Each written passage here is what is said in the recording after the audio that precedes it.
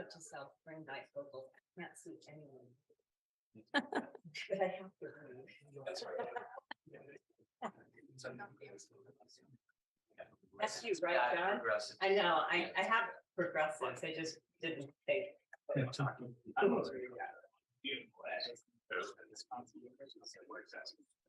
I just know that's John. I can recognize the glasses. Okay, put my Recording in progress. God.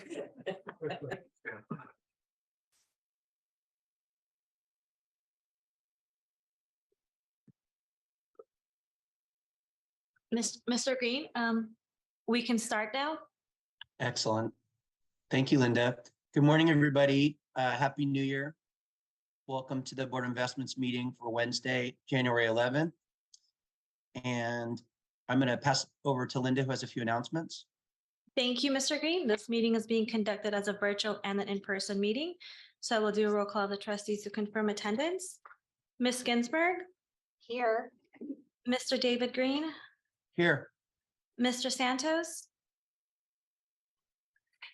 Mr. Santos. Mr. Jason Green. Ms. Greenwood. Here. Thank you. Mr. Jones.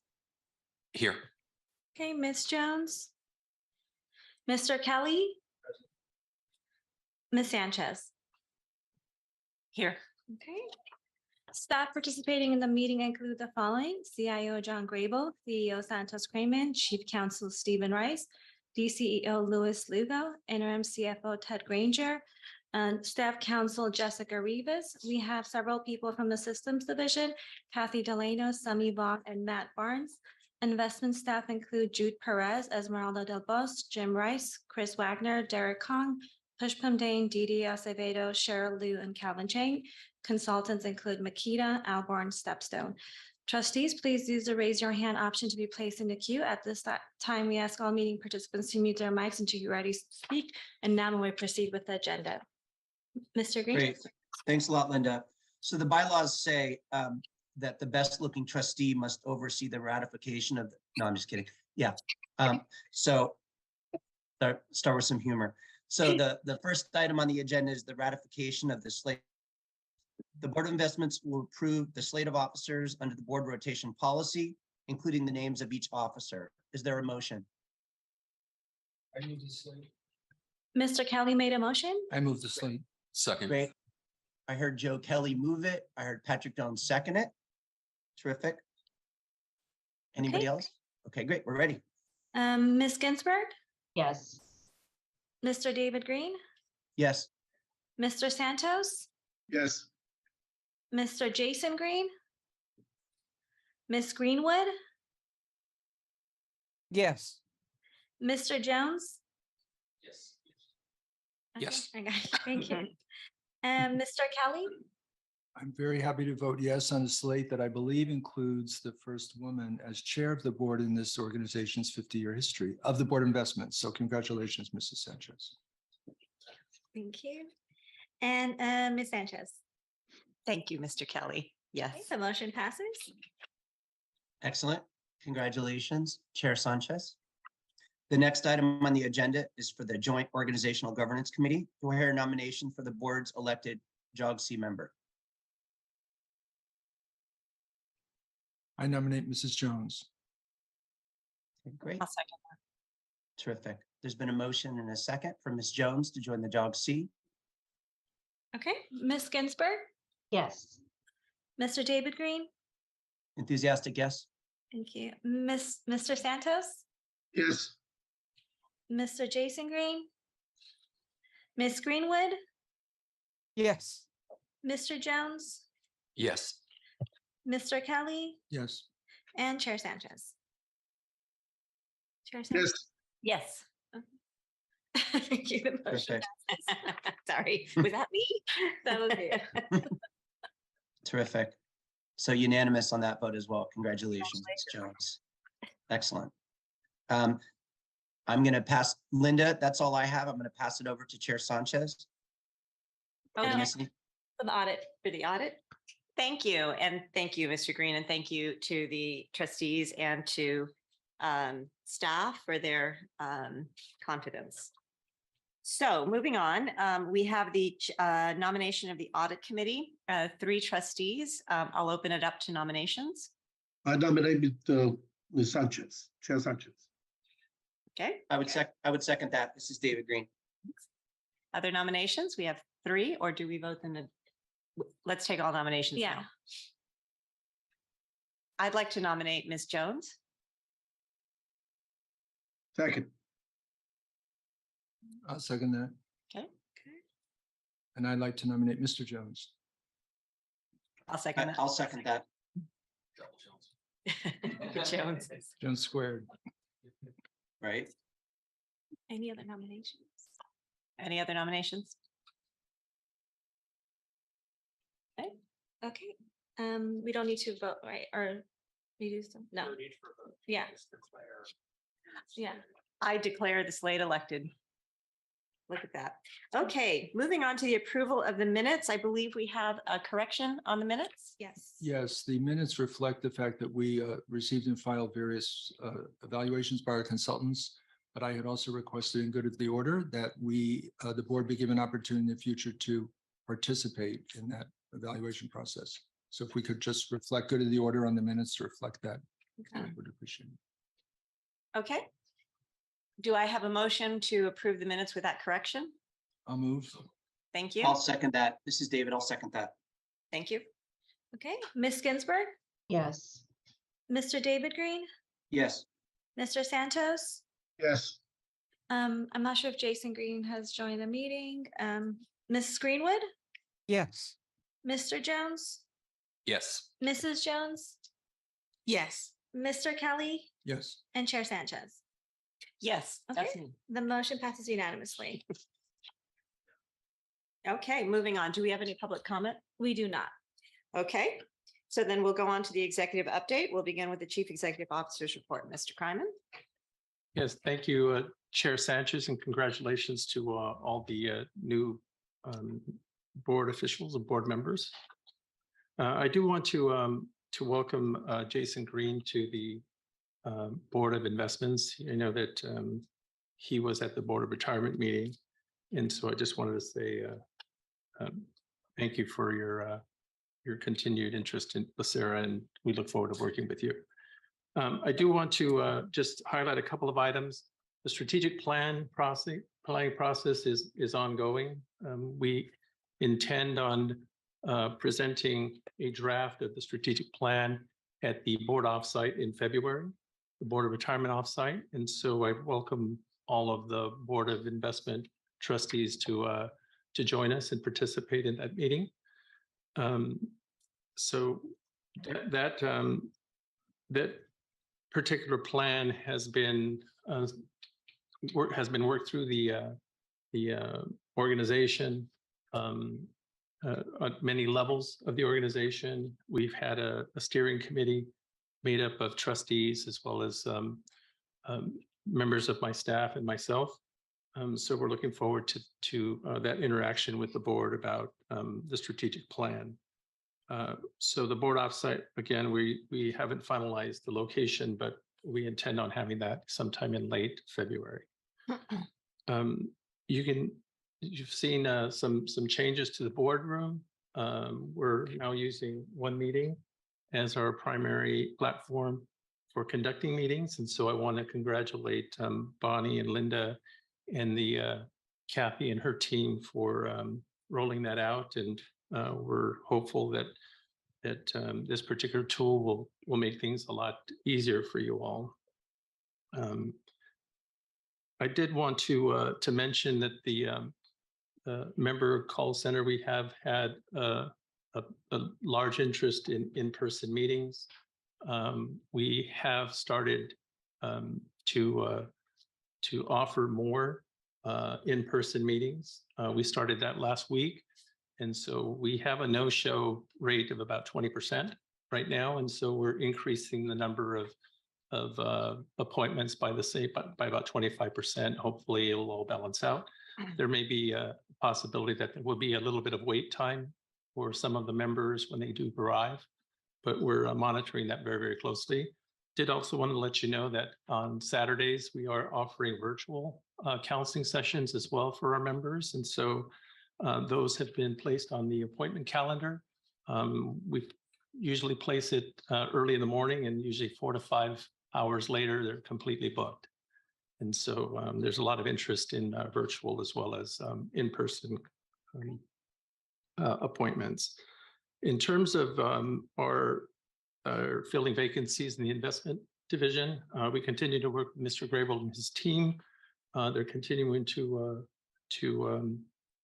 interview candidates that are presenting themselves. And so we're hopeful that some decisions in those particular areas, the SIO over real estate, the FA3s in real estate, there'll be some selections, or we'll Mr. Grable and I will sit down and we'll talk about how to move forward if indeed the candidates don't meet the minimum qualifications or Mr. Grable's expectations. So that is my report. Be more than happy to stand for questions. Great, Mr. Kelly. Thank you. I had 2 questions.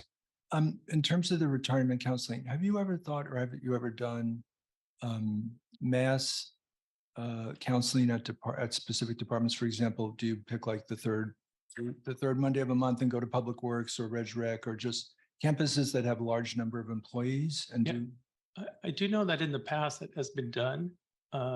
Since COVID, we have not done that. I know that that we have done some webinars that bring a lot of people together, but we have not done in-person ones. I know that that's something that we would like to begin again, and so we're going to look at that soon. We'll probably do that after the March Madness. Someone asked me recently. And then the second question was, on the offsite for the Board of Retirement, because it is a Board of Retirement offsite, we could attend, but we are then restricted to public comment at their meeting, correct? We're not, this is not a joint BOI offsite. Is that, I'll ask Mr. Rice to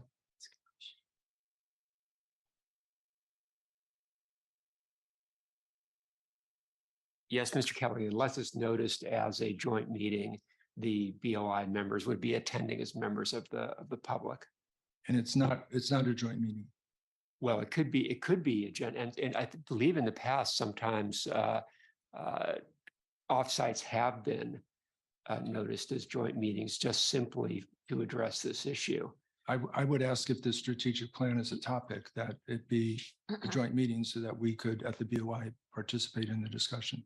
Yeah, I believe that would be an appropriate arrangement. Thank you. So we will talk with the chairs, both chairs, and make sure that that we consider that. Thank you. Thank you. I agree with that. Any other questions? I have one question. Have we ever had historically or otherwise had in the education or workshop sessions opportunities for our investment staff to come and participate and be highlighted, meet the CIO, learn about fixed income, whatever. And I don't know if it makes sense, but it's just I'm just throwing that idea out for you to consider. I don't have an objection to that. Something to think about. Okay. Okay. Any other comments? All right. Moving on. Yes, Madam Chair, Yes. my hand was up. Sorry, missed that. It's okay. Thank you very much, Madam Chair. Mr. Kryman. Yes. Good morning, sir. I was wondering if you can give us a brief report on the training that the staff have provided Mr. Jason Green. There was an article in the Bloomberg criticizing the public sector trustees. In my mind, it gives rise to the organization to pay close attention to the training that we provide our trustees. Yes, we have provided Trustee Green with a lot of materials. We've had in-person meetings with him. I know that Mr. Grable and I had an initial meeting with him when he first was elected. We gave him a large packet of documents. He has come in and has been educated and trained on the Board of Retirement issues because he serves on both boards. I know that Mr. Grable continues to try to connect with him. I know that he was ill for a little bit, and so he was not available. And so we're in the process of training him, and we'll make sure that he's fully up to speed when he does participate as a trustee of the Board of Investments and the Board of Retirement. Mr. Kryman, did the staff get a chance to publish that article to my colleagues on this board? And if not, I will strongly suggest that that will be forward to my colleagues on the board. It's important that we are aware of what the criticism that the public sector trustees are getting, at least in the publication, because there's more going to be coming away. So we need to be ready to react in the event of any criticism. Yeah, we will. I will send that out before noon today. Thank you. Thank you for that. And Mr. Green, welcome. You have a question or a comment? Thank you, Madam Chair. I just want to address Mr. Santos's question and concerns. Yes, I preemptively started training and preparation for both boards. I did have a pretty serious lung infection through the holidays, so I was unable to attend some things, but I've been working with both secretaries on both the Board of Retirement and Board of Investments with a scheduled training plan.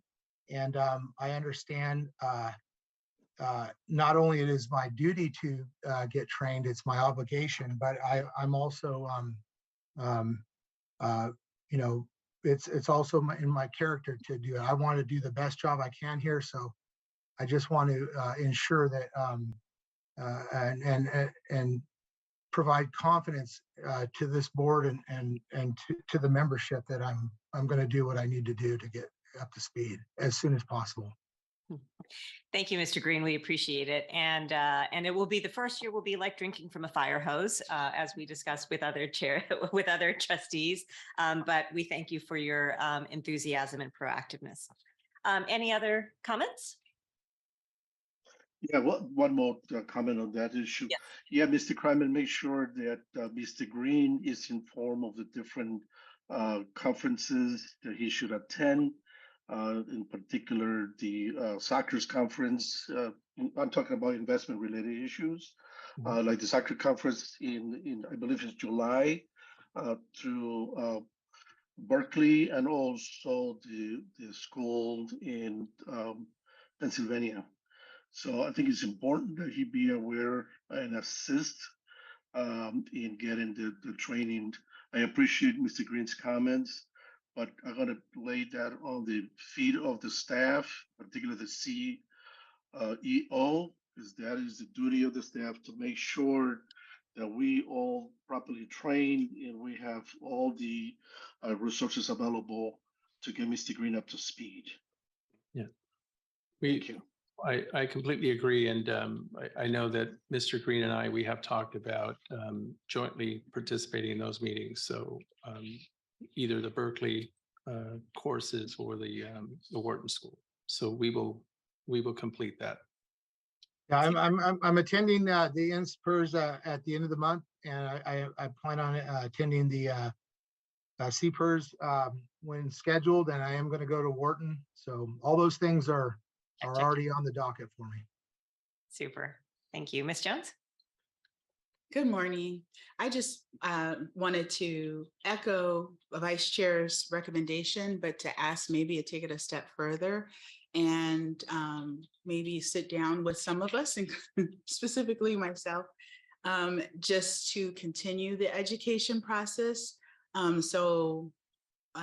have I was off to a great start, but now I'm like, okay, I did all that. What's next? So I would like to also see if staff could help assist with that for ongoing training, so that I stay on the right path. Thank you. Thank you, Ms. Jones. And I believe that echoes a comment we made when we were talking about the education policy about creating educational plans for trustees so that we know what we know and what we need to learn more about or what we want to learn more about. So yeah, I love the idea and completely agree. Any other comments? Okay, thank you for that. So that concludes the Chief Executive Officer's report. We'll move on to the Chief Investment Officer's report. Good morning, Madam Chair. Morning. Congratulations to the new leadership. It's a new year, always new hope. Last year's a great year. Each year is, going to be even better. Welcome to our new trustee, Mr. Green. And we look forward to another positive year in multiple dimensions. First, over the last couple of years or last year, we had positive relative returns, but negative actual returns. Positive relative returns being our benchmark is good, but actuarially positive returns are even better. So that's the hope for this year. I want to thank Mike Romero for driving the slides today. And if we can turn to slide 4.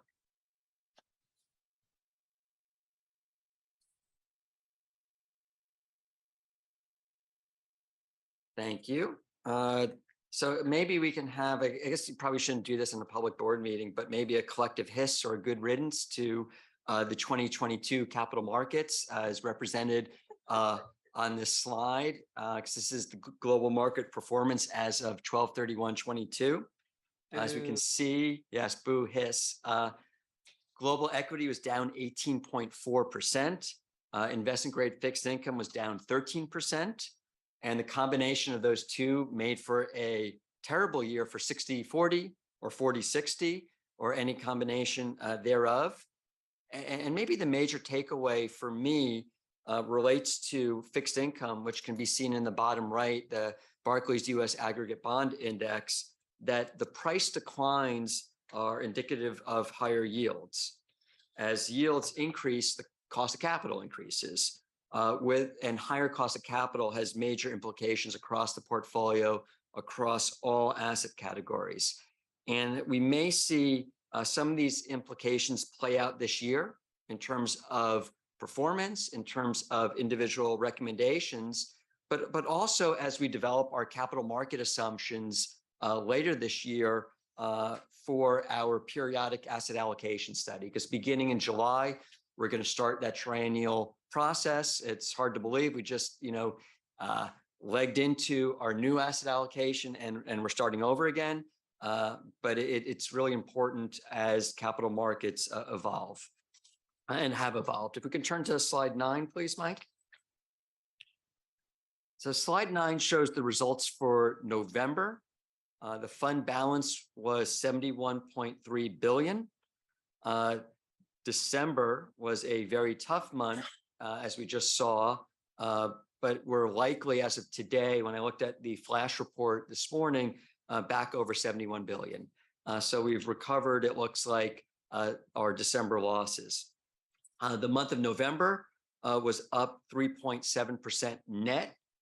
Cash, as indicated in the bottom middle, was $1.1 billion as of the end of November. That's on target. We always try to have over 3 months benefit payments on hand. On the right, you can see the actual asset allocation amounts, the targets, and we are within our policy ranges at the functional asset category level. And if we could turn to the next slide. On the top are the results for the pension for the past 10 years. In all time periods, we're performing well compared to our benchmarks. Once again, that's how I started talking about, positive relative performance. That's a really good thing, a really important thing for us to make sure we're compensated for the active risks we take in the portfolio. But it's important for us to recognize that not all aspects of our benchmarks are investable. After we do the asset allocation exercise. We always review our benchmarks. And for private markets, unlike public markets, there's no good investable benchmark. So given that 2022 was a volatile year, private market valuations often lag in terms of being marked to market, which may mean over the next couple months or so, or during calendar 23, we may have negative relative performance for our private markets. We saw that last month with private equity. I think I mentioned that our private equity performance accounted for 120% of the underperformance for the total fund. And that's a 17% allocation. And it's not that private equity isn't doing well. Our program is doing quite well, but it's just a tough asset category to benchmark in the short term.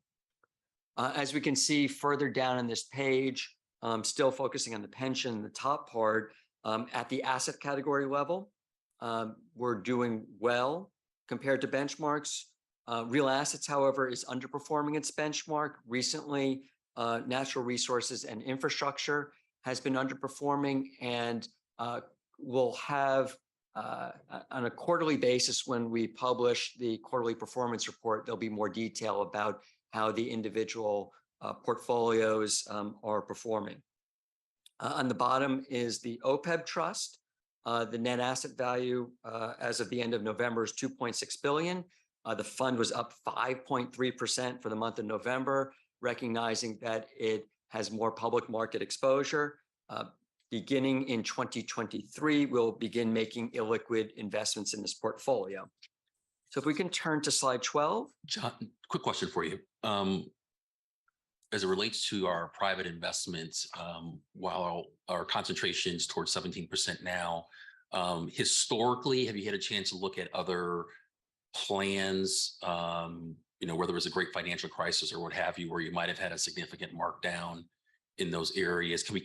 What can we kind of anticipate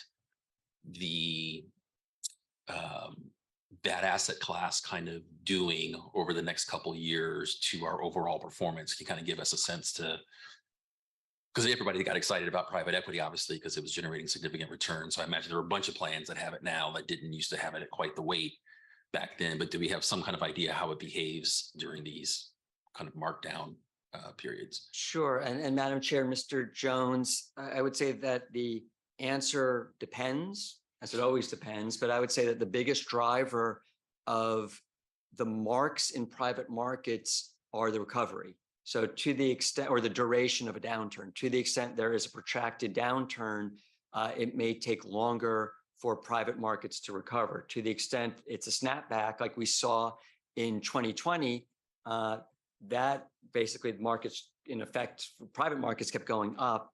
So I would say it's a function of the duration to the extent there is a downturn, as well as I mentioned the rising cost of capital, to the extent that private equity or real estate or private natural resources, to the extent that the cost of financing increases, that may require the private equity sponsors, the general partners, to commit more equity. Mm-hmm. So there's less kind of leverage to those returns. So that may also impact what happens. But as it relates to 2006, every time is different, but we certainly learn from all our experience. And I would say that LACERA is better prepared than ever.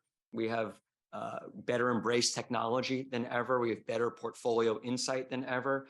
Back then, we used to close our books in effect monthly. Now we have a daily net asset value, so we monitor cash daily. So I would say that we're better prepared than ever. Thanks. And if I may, before Mr. Kelly's question, I want to just interject a comment as well there. I think one of the challenges that we're facing in this current expectation, nobody really knows how deep or necessarily protracted the downturn will be, but I think there is broad consensus that this will likely not result in a significant recovery after that has been experienced. And so that, I think, is the challenge to what happens when multiples are taken out by sort of a permanently normalized higher cost of capital. So I think that that's also something to consider. And I think that it also speaks to the demand that in order for the portfolio to do well, it has to be somewhat high quality. So I wonder, Mr. Grable, if you can speak to that just a bit in terms of the quality of the portfolio. Thank you, Madam Chair. I would say that something that we're always trying to do is to improve the quality of the portfolio and maybe I'll phrase it this way is we always want to be compensated for the risks that we take. We want to avoid uncompensated risks said differently. And I think that not that I'll finish answering the question, but the slide that Mike has up on the screen, total fund forecast risk, and then some of the next slides where we now have a comprehensive risk system. We're looking at data we didn't look at, 15 years ago, and looking at it with greater frequency, providing it to the board. And I think that helps us better assess the quality of the portfolio. Sure. Great. Thank you. Mr. Kelly? I'll wait until he's finished. Okay. Mr. Santos? You want to wait till he's finished or now? No, this is relevant to the discussion. We haven't, Mr. Grable, through the chair, obviously. If you can spend a few seconds or minutes contrasting the situation that we have today, or the environment that we have today, compared to the environment that we had in 2008, 2009. I know at the time we all panicked and we went into the moratorium and invested in private equity, and that led to disaster, lower returns in the future. If you can spend a few minutes on that, I would really appreciate it. And Madam Chair and Mr. Santos, we continue to invest towards our strategic targets. I believe that we did have a moratorium as it relates and missed some very good vintage years. On the agenda today, we have private commitment recommendations in front of the board. It's very important to invest through markets, not try to time markets, be it for greed or fear. So I would say, Mr. Santos, that we continue to invest through markets, and we do it in maybe more ways than we did back in 2008, where we in secondary markets were buyers and sellers. Last month the board approved secondary purchase of some farmland, and that was what we believe a very prudent purchase at potentially an attractive valuation. And part of navigating the environment we're in, and this is consistent with the strategic plan that the Board of Investments has that we'll discuss later on this morning, is to monitor cost of capital, to optimize our investment model, and really try to invest through cycles and spot good opportunities at all times, and be prudent stewards of capital, which means providing capital when others are running from capital. Yeah, I agree. Thank you. Continue. Okay, And I think Mr. Kelly's question is for the end. Okay, thank you, Madam Chair. On slide 12, which is on the screen, if we compare total fund risk this year to where it was a year ago, which isn't on the screen, but I'll share some numbers, that total forecast risk for the fund and the benchmark are higher today than they were a year ago. For the fund, as we can see in the top, it's 14.1. A year ago, it was 11.8. The benchmark now is 13.5 versus 11.9 a year ago. And two thoughts about this. One, the higher forecast, volatility or risk as reflected through volatility reflects higher market volatility and rising cost of capital. The other is that when we see numbers, it's really important to have good numbers, but we need to balance those numbers with judgment. That last year's forecasted risk clearly understated the challenges we faced in 2022. So the takeaway for me is having data is helpful. And this may go back to the question that Mr. Santos asked about or Mr. Jones was asking about comparing today versus the GFC is numbers help us, but when combined with judgment and experience, I think that is the winning hand that we have to really help LACERA and our members better navigate the times that we're in. The other thing that we can focus on this slide is that the contribution to total fund risk across or within across asset categories, pardon me, is similar to last year. However, within asset categories, there have been some changes. Private equity's contribution to total risk is now over 30%. And that is a result of the shift in public, where private equity is now 17%. Last year, global equity was 50% of the contribution to total fund risk. Now it is, much less than that. It's 32%. So there's a lot of movement within asset categories. And as the prior discussion was focused on, we really need to be mindful of the illiquid nature of private assets. And I think that we are. So, but it's important for us to focus on the data, on numbers, but really combine that with our collective experience. And if we could turn to slide 14. This slide highlights our investments by country of domicile. We remain over 70% domiciled in the US. Here it shows 72.2%.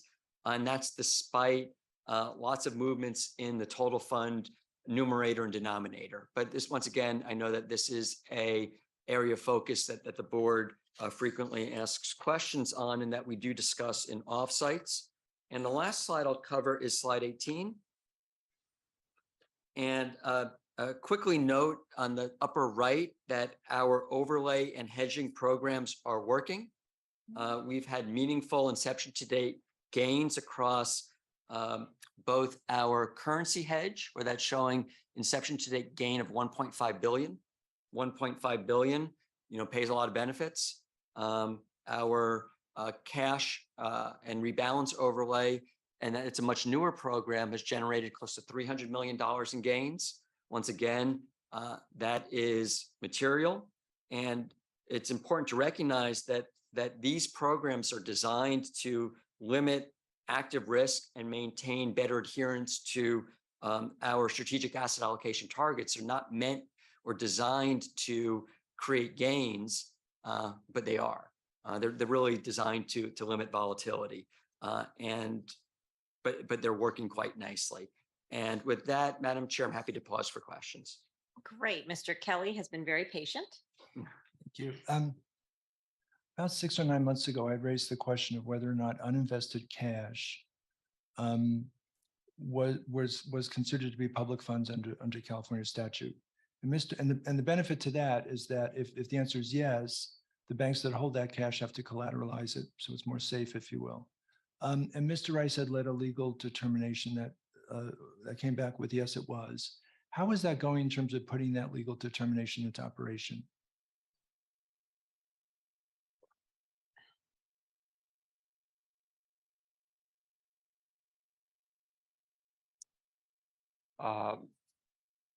Chair Sanchez and trustees, Mr. Kelly, we have been including this concept in the current negotiations with State Street. State Street, it's my understanding, and Mr. Perez can also speak to this, has agreed to comply with the requirements of the statute in this regard. So we are moving ahead with ensuring compliance. Okay, good. Thank you very much. Super. And I'll take the last question. Mr. Grable, how large do you believe there has been, if any, but I would expect that there's been some denominator effect with regard to the shrinkage in the public markets relative to the private equity component and other private asset components that mark more slowly, and so that little accounting diversification creates kind of denominator effects. I wonder if you can tell me a little bit about how significant those effects have been, and then following up with as the marks come through on the private portfolio, what do you expect will be kind of the biggest expectation of risk in terms of anticipated write-downs that we can foresee, that we're watching as a team? So 2 questions. Yes. The denominator effect as it relates to private markets, I think some of it is still to be determined, in that the firms may be going through their valuation process right now with their auditors, with their limited partner advisory committees, with their valuation partners. So I think that much of that is to be determined. And I don't think that we'll know the full extent of that till, you know, if private equity returns or valuations are lagged by a quarter, we're not going to know that necessarily, you know, for 3 months or so from now. Got it. And the anticipated write-down, what is your biggest risk there, anticipation? I think that the biggest risk may be with some of the growthier investments that we have across all private asset categories, not just private equities. So to the extent companies that are profitable can better weather any economic storm. Companies that are not profitable, that are dependent upon raising new capital, they're the companies and the aspects that may face greater write-downs, higher cost of capital, new capital comes in, wants better terms, wants lower valuation. So I would say it's the growthy aspects of private equity, of real estate, we have growth exposure in natural resources, in infrastructure. So I would say that it's with growth. Got it. Well, keep us apprised on that as we go forward. Do we have any further questions? Great. Thank you. All right, we'll move on to the consent items. We've had a request to pull item A, so we'll start with approving items B and C. I'll move. Thank you. Do you have a second? Thank you, Mr. Jones. Okay, Ms. Ginsburg, Yes. Mr. David Green, Yes. Mr. Santos, Yes. Mr. Jason Green. Aye. Thank you. Ms. Greenwood, Yes. Mr. Jones, Yes. Mrs. Jones, Yes. Mr. Kelly, Yes. and Chair Sanchez. Yes. Okay, the motion passes unanimously. Fantastic. So then we will go ahead and vote item A, the approval of the use of teleconferencing meetings separately. So I'll take a motion. So moved. Thank you. I'll second it. This is David. Thank you, Mr. Green. Okay. Ms. Ginsburg, Yes. Mr. David Green, Aye. Mr. Santos, Aye. Mr. Jason Green. Aye. Ms. Greenwood, Aye. Mr. Jones, Aye. Mrs. Jones, Aye. Mr. Kelly, No. and Chair Sanchez. Aye. Okay, the motion passes with 1 no. Thank you. Okay, moving on to our non-consent items. Section 9. So we will start with our Towards Best-in-Class Investor 2023 Work Plan and Strategic Initiatives. And that will be submitted by John Grable, Chief Investment Officer. I'll hand it over to you, Mr. Grable. Thank you, Madam Chair. And thank you. If we can start on slide 2. So this is a recommendation for the Board of Investments to approve the work plan and reaffirm our strategic initiatives.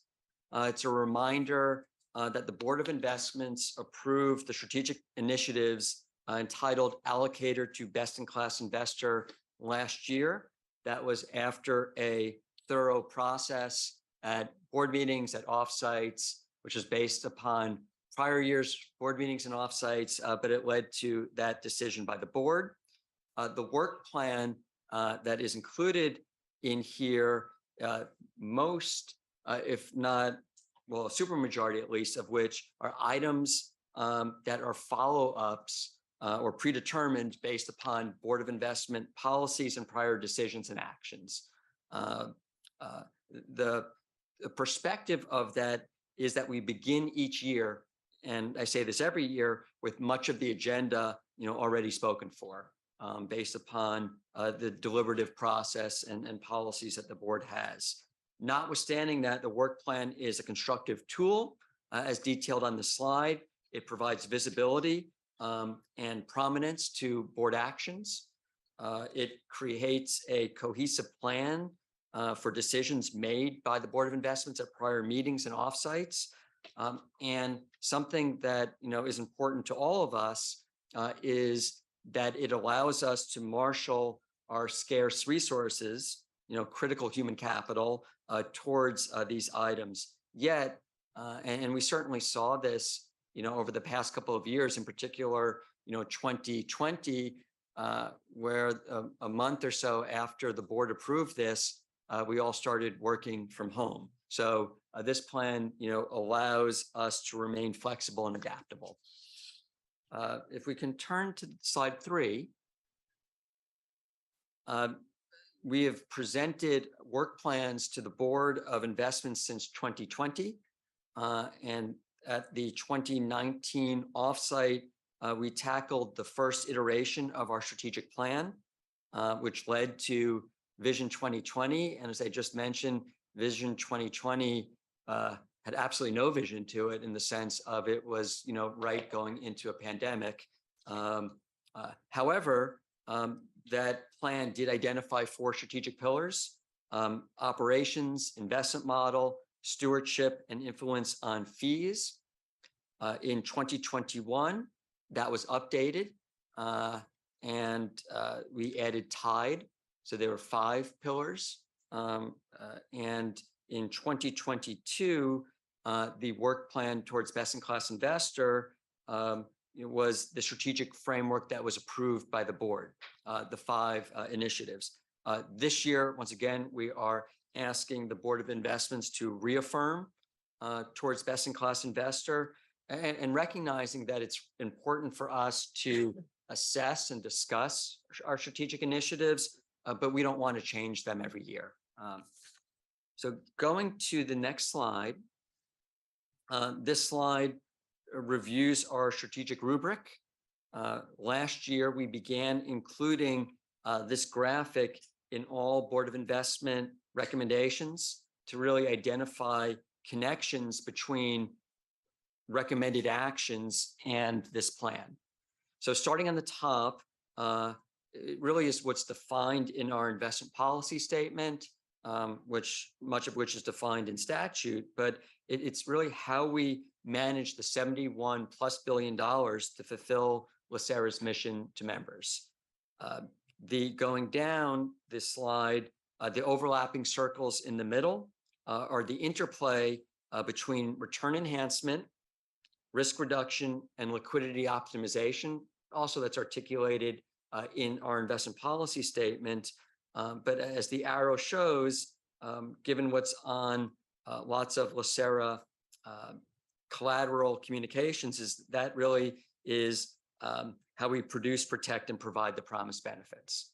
The strategic initiatives approved by the board are displayed on the bottom of the slide, and those are the items that enhance, optimize, maximize, strengthen our ability to fulfill the mission.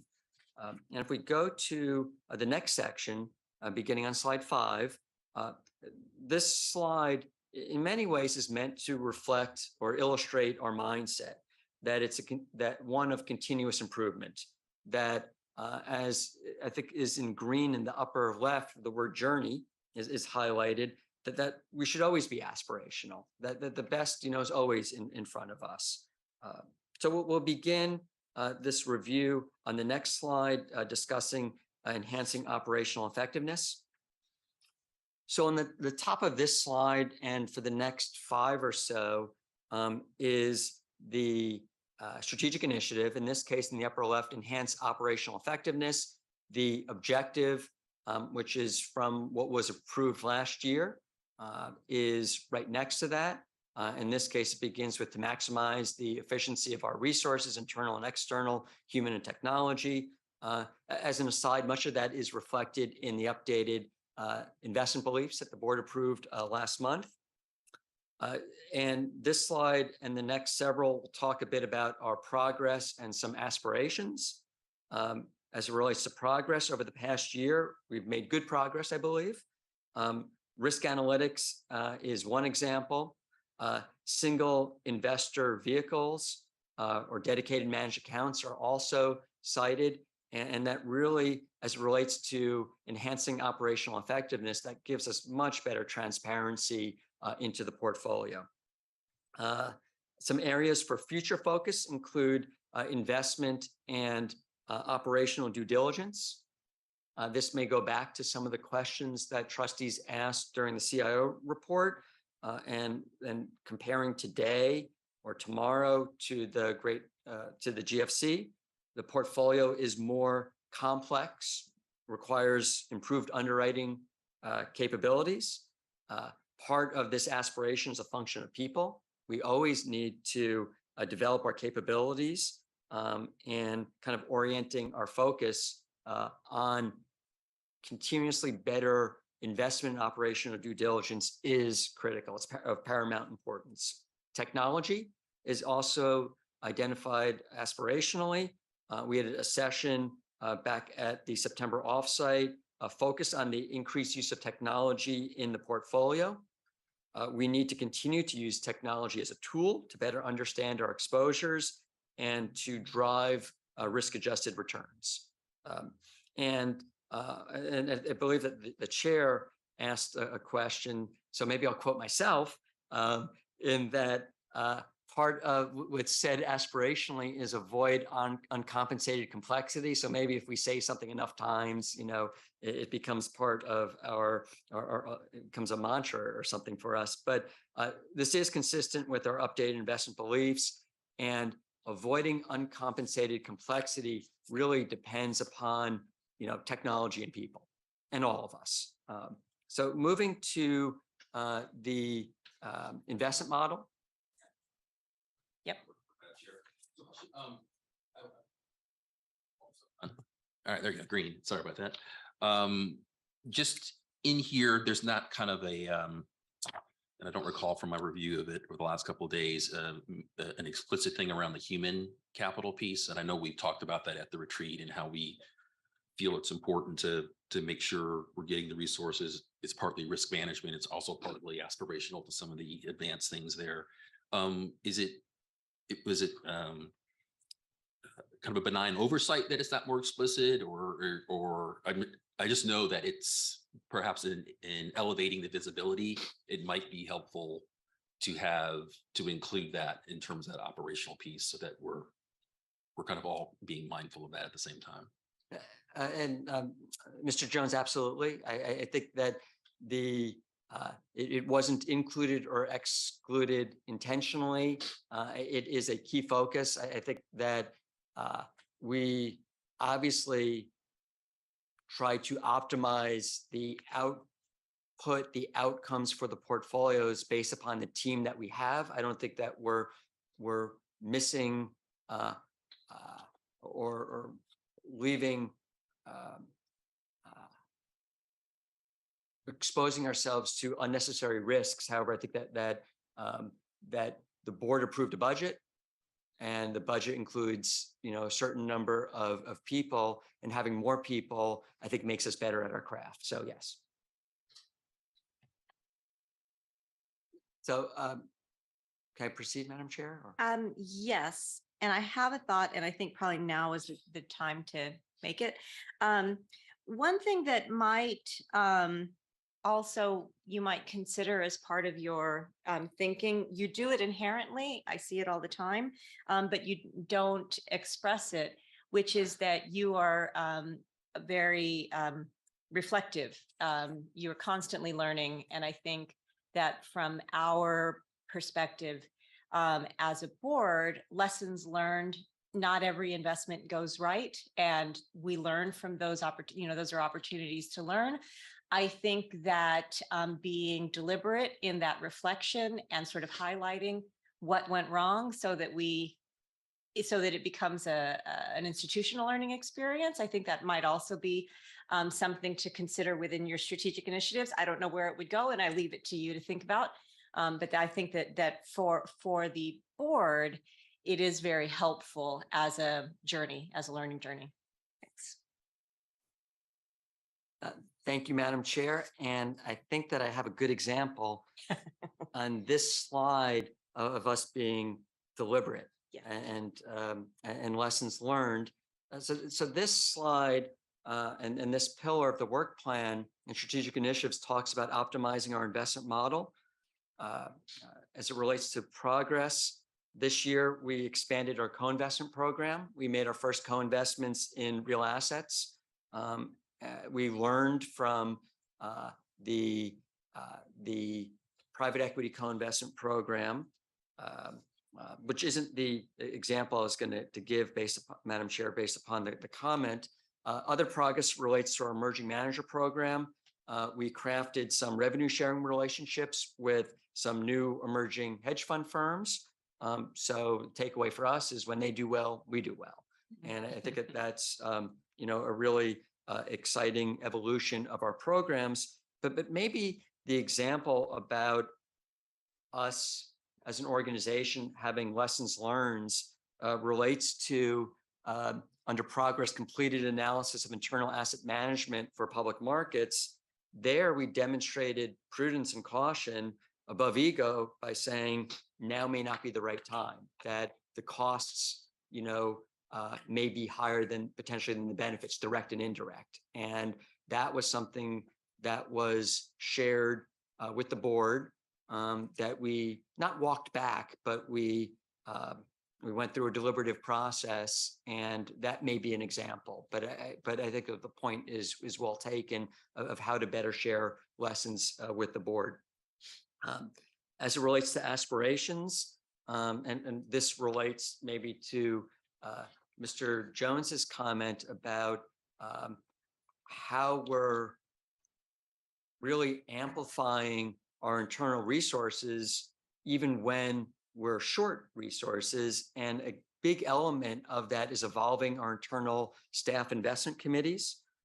And for the benefit of new trustees, we have internal investment committees that underwrite opportunities prior to things coming to the board. And we are in the midst of, and we've put together a cross-asset category team that's performing a study of peer plans and asset manager partners to improve our internal process. And I think that allows our discussions to maybe grow in a geometric function, as opposed to there being linear discussions between analyst and principal investment officer, CIO. I think that there's more pairwise discussions, and much like any network, it's a function of the number of nodes increase its output. So and intelligence. Yes, absolutely. So I think that makes us better. We aspirationally, we also I think this is important. We should, and I think that we have, but it's something we need to continue to focus on, is right size the amount of capital investment. We are a $70+ billion plan. There are better terms, economic terms and other terms that come with having greater and liquidity, to the extent that people are for sellers. We have capital and can best position our members' assets. So I think that part of that is thinking more and more like a $70 billion plan. Turning to stewardship, there is a lot of progress with this initiative. I'll focus on diligence at first. We see it every month with ESG reports that are part of every recommendation that goes to the board. For new relationships, we also see it quarterly for existing relationships in the manager scorecard. That is a pillar, that is a component, pardon me, of every manager that we put in the quarterly performance book. So I think there's been a lot of progress there. something that we discussed back in October at the Corporate Governance Committee, proxy voting. 4 years ago or so, we voted about 20% of our proxies internally. Now it's over 90%. That's tremendous. And it really allows LACERA to better, reflect, our voice. And, it's in our investment policy statement that proxy votes are plan assets. So, we are, fulfilling our fiduciary duty in the process. Aspirationally, this may go back to what was discussed repeatedly, but aspirationally, combining, technology and diligence. One of the things that we need to better understand is the climate exposure in our private market portfolio. We have good insight into public markets, less so in private markets, and with better data that should lead to better processes, and better processes hopefully lead to better outcomes. The board last year approved an updated responsible contractor policy. Part of that policy requires reporting to the board, and we will share our first update on that later this year. And much like we've grown our proxy voting in public, in the pension, we'll begin voting proxies for OPEB, hopefully this year. So aspirationally, that is something. Moving to influence on fees and cost of capital. And maybe as we're in changing markets, cost of capital may be more important or as important just as reducing fees, or reducing fees is a way to lower cost of capital. Some of the progress we've made, or I'll say is a strength, we've increased the number of co-investments in private equity. With that, we've amortized down our fees. In addition to having returns thus far that are significantly ahead of the returns of the private equity program as a whole. So we've reduced costs and raised returns. That's a good thing. We have increased the usage of dedicated managed accounts, which have better terms, better rights, better visibility. And we are focused on improving all terms, not just fees, but all terms, because all terms matter. And this may go back to, Madam Chair, your comment about lessons learned. In many cases where we've had problems, it's because of the absence of rights. Yeah. And by having rights, that really allows us to effectuate an outcome. As it relates to aspirations or goals, the top bullet point is a turn of phrase that I like very much. I think it crystallizes this initiative that we should be term makers as opposed to term takers. It's not always possible, but if we have that mindset, I think that allows us to, once again, best position the fund for the benefit of our members. And as it relates to negotiations, we're not defensive or bashful. We believe that it's a privilege to do business with LACERA, and we have a duty to negotiate.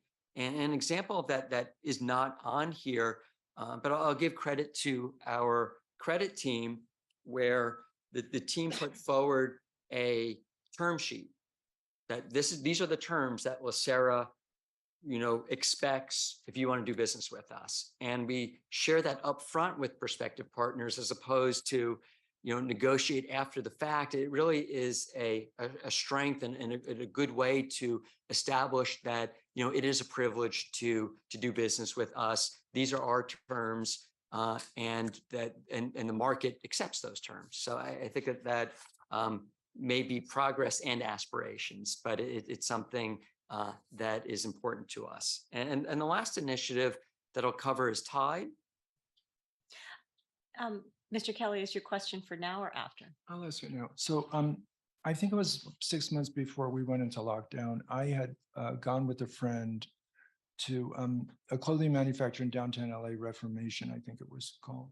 And the point of this gathering was to have Reformation take the audience participants through their efforts at being a clothing manufacturer, but being a green clothing manufacturer. And I never really fully appreciated how complex it is to be a profitable clothing manufacturer and to be a green clothing manufacturer, from the sourcing of the product, whether it be cotton or something else, to the network to sell, and then to aftermarkets, right? What do you do when no one wants these jeans any longer? And I was really impressed by that presentation, because I appreciated the complexity of the issue. And I think it would be really, I think I've mentioned this before, but I think maybe at the offsite or something, it would be really informative, I think, for the board to actually have a firm come in who's attempting to navigate all these issues with climate, right? I mean, we all saw the other night, the chair was speaking about as well. You know, when I looked out the window, I was expecting Noah's Ark to come down the road, right? It was biblical. I mean, the rains were just biblical to me. And so I think it would be informative at some point for a firm who's actually navigating this landscape to come in and make a presentation like that, because it really, when you speak with a firm who's doing it, is when you really appreciate the complexity of it. And I mentioned that because you had mentioned climate, which is, as our former governor, Jerry Brown, had said, the existential issue of today. So thank you very much. Thank you, Madam Chair, Mr. Kelly, and maybe that explains like the yaks that were in my front yard. But yes, it's something that as we put together potential topics for an offsite, we'll put that on the list. And Tide, last month we presented the second annual Tide report to the board that detailed significant progress, and some of it is on this slide here. And I think that we better understand our partners, and that we work to drive constructive actions and behaviors on their part. We've improved reporting as evidenced by that Tide report that was presented to the board and I know is on LACERA.com. We've worked hard collectively, all of us, board staff, to collaborate with like-minded investors and industry associations. We've also grown our emerging manager programs. So that is some of the progress. Aspirationally, we want more managers to adopt our practices. Period, full stop. We want to focus on diversity and equity and inclusion.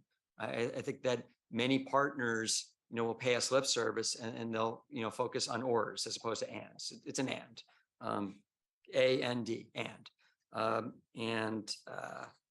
Using the word and again, I'll turn the slide. Just before we move off that slide, I just want to comment. As a trustee who has spent some time being an ambassador for this initiative, I will say that it has been just a pleasure to be showcasing and highlighting such an important piece of work. And I actually believe that because we have structured it in a way that we can give it to other plans to use as a guidepost, I do actually believe adoption within the industry is being led by the work that we're doing. So I just want to congratulate you, Mr. Grable, for leading that. I think that it is well conceived, well executed, but also really does give a piece of collateral to the industry. So thank you for that. And I hope you win lots of awards for it. Thank you, Madam Chair. I hope we win lots of awards, and change behaviors and actions. I think that is, I think that the word we use when discussing Tide is that we want something that's durable. And I think that it is something that will last and influence, but also evolve. It's not like we did Tide and now we're done. I think each year it just gets better. Yeah. So on slide 11, the recommendation, this reiterates it, that the board approved the strategic initiatives and the work plan. I'll talk a bit about after this slide.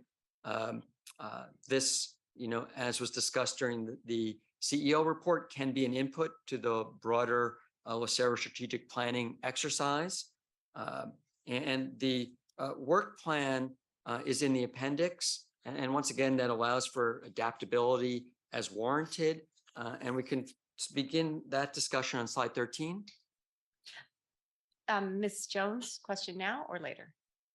It was really more of a comment. I just wanted to echo some of your comments, Madam Chair, with the impressiveness of the accomplishment of this work plan. I also just wanted to highlight, because I know, Mr. Grable, you humbly breezed by the comment you made for the first strategic initiative as far as enhanced operational effectiveness and some of the technology and advancements that you've made. Specifically, as you were saying, you're able to run reports and get real-time data, current cash balances. I know that is a tremendous task. My agency itself is not there. It takes several days to get updated information. But that allows you to be very proactive versus reactive. I understand when we have to sit and wait until everything month end close before we get good numbers. And so the fact that you have invested into that type of technology is very impressive, and it makes a huge difference in how you make day-to-day decisions. The other thing I did want to echo is somewhere with Chair Jones, I'm sorry, Trustee Jones. You're next. Your comment about the human capital. I do think we somewhere need to have that because it is so valuable. And I believe it's going to be increasingly more difficult to attract and retain great human capital because the market is becoming very competitive these days. We're literally dealing with other agencies like coming in and picking people out of our some, of course, great candidates, right? They're only going to come in and try to pull your really good employees. And so I think it'll be very important in these upcoming years to be really creative and think outside of the box. And so somewhere putting it on paper as being a priority kind of gives you that ability to put plans together and things together that will attract, and not only attract great staff, but then also retain them and keep them with the agency, because I know consistency with doing these reports when you have employees that have been here for several years and they can help show the progress and improvements that have been made. You want to hold on to those employees as much as possible. And I just see the market is becoming increasingly competitive. It's hard to get the quality that LACERA has established, and and to keep that. So that was just my comment. Thank you, Madam Chair. Thank you for that. Totally agree. Okay, moving on. And thank you, Madam Chair. And I just on the point about liquidity management, I really want to give credit to the whole team that beginning in March of 2020, we put in place a rolling 90-day cash forecasting model, and we update it daily. We still use it. We improve it. We use it to rebalance. And I think that allows us, if there are things I lose sleep over, one of them isn't cash. And it's a result of that practice. And it's a function of having better portfolio insight. So it isn't lost on me. So thank you for the comment. Slide 13 shows a tentative calendar. I'll highlight a couple items. One is for the committee meetings. We've slotted in tentatively at least 2 meetings per year for each committee. And some of the tentative timing here is consistent with the existing workflow for each committee, just in terms of times of year that the committees tend to have certain discussions, certain reviews. We also at the top bracket a time for an offsite, based upon the feedback. September, worked well last year, but we'll begin, I guess in February is when we typically begin discussing topics and timing and location. We'll begin working with the board leadership next month to start planning for an offsite.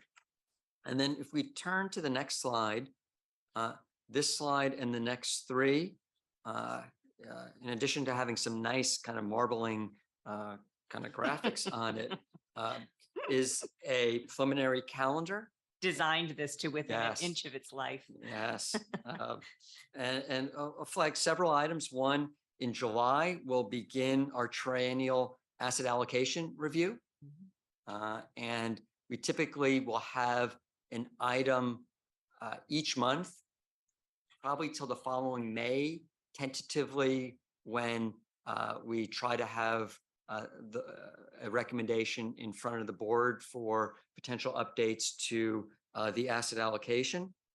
And then in Q4, we're slated to, and this may go back to an item that Mr. Kelly raised about some of LACERA's, the board's consultants, is that we're scheduled to launch an RFP for our credit, real asset, and hedge fund consultants in Q4. And just looking at this page, slide 17, in December, real assets, we see guest speaker. This may, Ms. Jones mentioned during the CEO report, education. And what we've been trying to do is in the committees have, and we certainly do it in the offsite, bring in speakers. Last year, we had a former Fed official speak. We had someone in corporate governance from ISSB. I think we try to, bring in speakers to give us different viewpoints, and so that point isn't lost on us. So with that, Madam Chair, this is a recommendation that the board adopt this. Fantastic. Do I have a I- motion? I move approval. Thank you, Mr. Santos. Second. We have a second by Mr. Kelly. Ms. Ginsburg, Yes. Mr. David Green, Aye, great work. Mr. Santos, Yes. Mr. Jason Green, Aye. Ms. Greenwood, Aye. Mr. Jones, Aye. Mrs. Jones, Aye. Mr. Kelly, Yes. and Chair Sanchez. Yes. Okay, the motion passes unanimously. Fantastic. I'd like to go ahead and take a break. How long should a bathroom break be? 5 minutes. 5 minutes. So let's take a 5-minute break and reconvene at 10:21. Thank you. Recording stopped.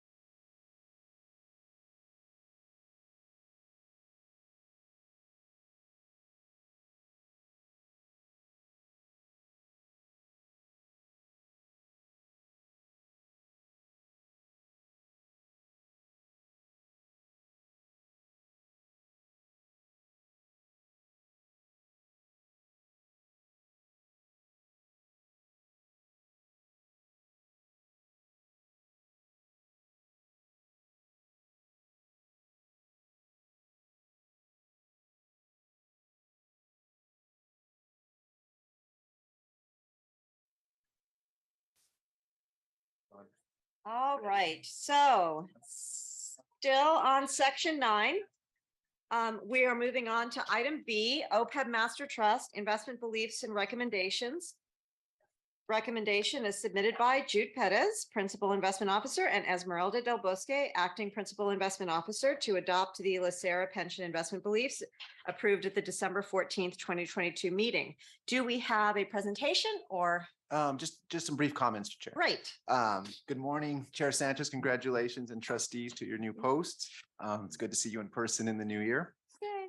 In your board package, you should have a recommendation memo, a presentation covering the investment beliefs from last month's meeting, a redlined and a clean version of the investment beliefs for OPEB, as well as a concurrence memo from Makita. So at last month's meeting, the board approved the investment beliefs for the pension plan. As you will recall, the board initiated a review of the investment beliefs as part of the investment division's strategic work plan for 2022. We just heard John go through the work plan for 2023. During this time, there was a thorough process to solicit and incorporate input from the trustees and LACERA's general consultant, Makita. The board also discussed and provided input at the board offsite in last September. And then finally, the trustees, staff, and Makita took all that information, got together, and the proposed revisions were presented and approved at the Board of Investments last month. So now moving to OPEB. Over the last couple of years, we've strategically positioned OPEB to look more like the pension plan. This includes modeling OPEB's investment policy statement after the pension, which was revised in September of 2021 at the Board of Investment meeting right after the asset allocation process. So the recommendation today is to use the newly improved investment beliefs for the pension, take any reference to the pension, change that to OPEB Master Trust, and this can be seen within your package within the red line and clean version in the board package today. And this would be the next logical step for OPEB, given our objective to continually enhance this plan as it continues to grow with assets under management. That concludes my prepared remarks, Chair, and I'm happy to answer any questions on this topic. Thank you, Mr. Kelly. Thank you, Madam Chair. This makes sense to me. So going forward, though, do you envision if we were to revise the investment beliefs, we would revise them on behalf of both the pension trust and the OPEB trust? We wouldn't do them separately. Chair Sanchez, that Mr. Kelly, that is correct. Okay, thank you very much. Efficiency. Yes. That's our goal. Okay.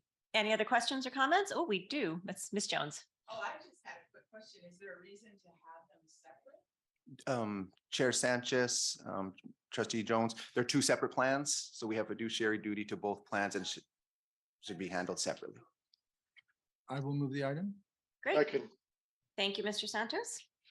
Okay. Ms. Ginsburg, Yes. Mr. David Green, Yes.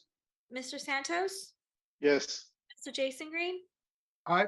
Ms. Greenwood, Yes. Mr. Jones, Yes. Mrs. Jones, Aye. Mr. Kelly, Yes. and Chair Sanchez. Aye. Thank you. Great. Moving on, thank you for that, Mr. Perez.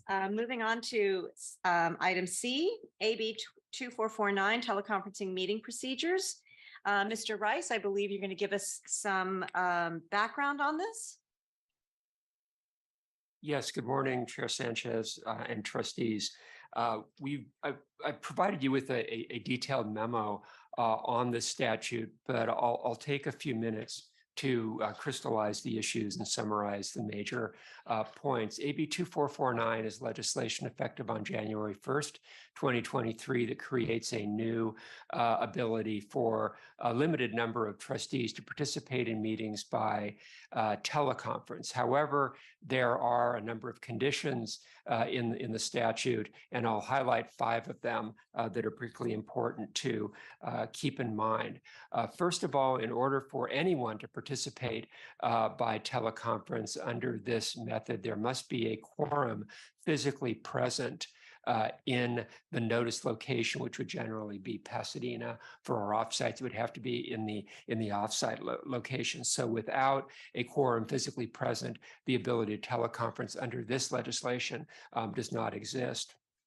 Second condition is that teleconference is defined differently in this new procedure than it's been in the COVID procedure that we're used to. Under the COVID procedure, you're participating by audio. There's also the video option, but sometimes cameras aren't on at all. Sometimes they're on and off. Under this legislation, teleconference is specifically defined to be both audio and video. So that means cameras on. Third condition is that in order to invoke the ability to teleconference, trustees must provide a general description of just cause or emergency circumstances. Those are defined terms in the legislation. They're in the memo. I'm happy to go over them again here. I won't do that right now unless there's a question, because there are a number of elements to those two terms. But the trustees must, who want to invoke this method, must provide a general description of their just cause or their emergency circumstances within the definition of the statute. Just cause does not need to be voted on. It can be just invoked by any trustee up to a quorum, up to less than a quorum. Emergency circumstances, however, interestingly, does require a vote of the board or the committee that the meeting relates to. Number 4, the statute requires that priority be given to ADA issues. And the 5th condition that I'll highlight here is that there are limitations on the number of meetings per calendar year that a trustee can teleconference. And the limitation is phrased in terms of number of sequential meetings and then number of regular meetings during the entire year. And for board meetings, the limitation on the number of meetings per, and we're talking about regular meetings here, it doesn't include special meetings. Regular meetings would be 2. Special meetings aren't really explicitly addressed in the statute, and I believe that this new teleconference procedure will always be available for special meetings, provided that it doesn't run afoul of the sequential meeting limitation, which is 3 sequential meetings per year. With that, given the scarcity of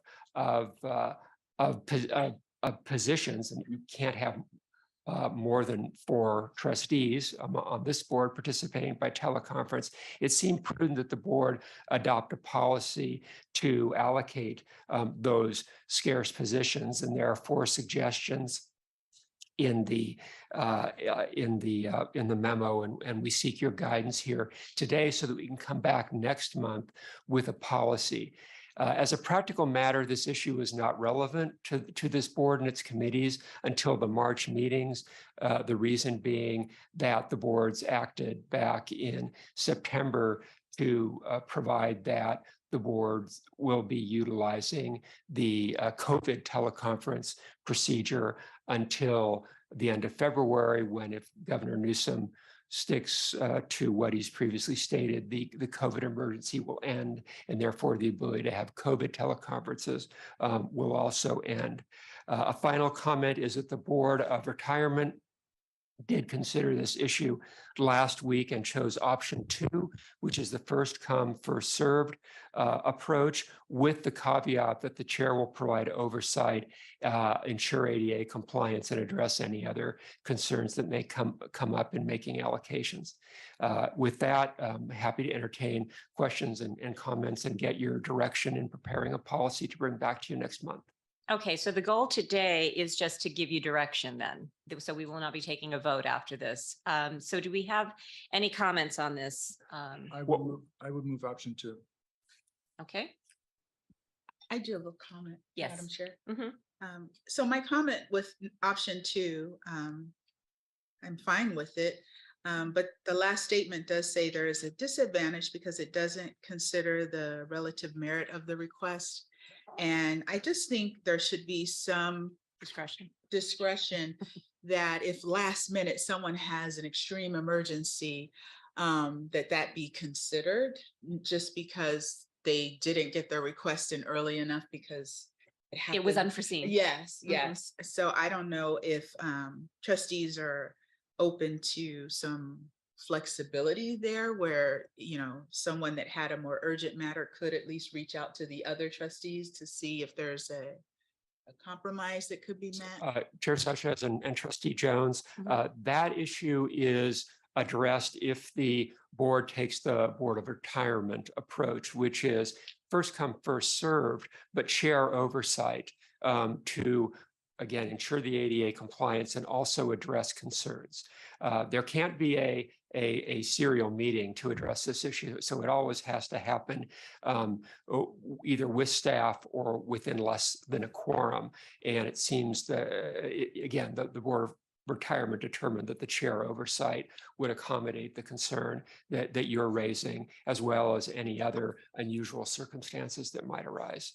I like that. Yeah, I The chair be apologize. able I thought it was my impression that the Board of Retirement's decision was option 2, but it appears that they revised it a wee bit. So I would move the Board of Retirement's recommendation. Agreed. I've got another question. So I'm sorry, Madam Chair. Yep, May I? go ahead. So if we have a member of the board who has a higher predisposition, let's just say for health reasons or for health precautions that are there, how do we accommodate, or is there an accommodation for you can't miss more than 2 meetings, or does that fall under kind of just cause at some level? I'm just trying to understand, because I can see in without detailing, boards, I think some are a little bit more cautious given that we still got COVID around and everything else of that nature.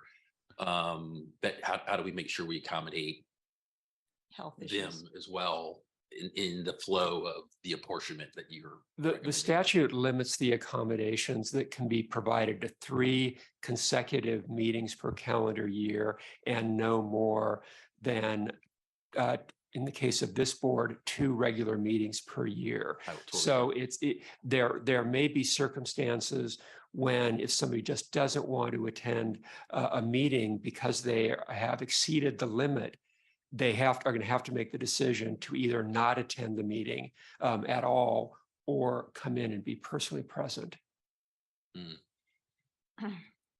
Madam Chair, can I ask a question? Yes.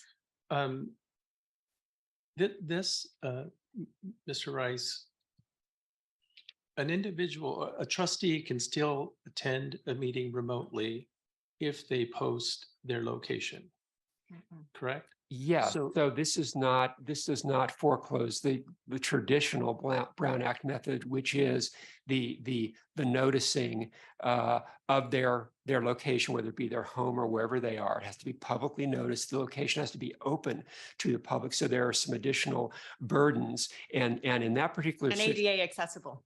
and ADA accessible, that's right. And an additional aspect of that is that it has to be agendized. So that cannot be handled on a last minute basis.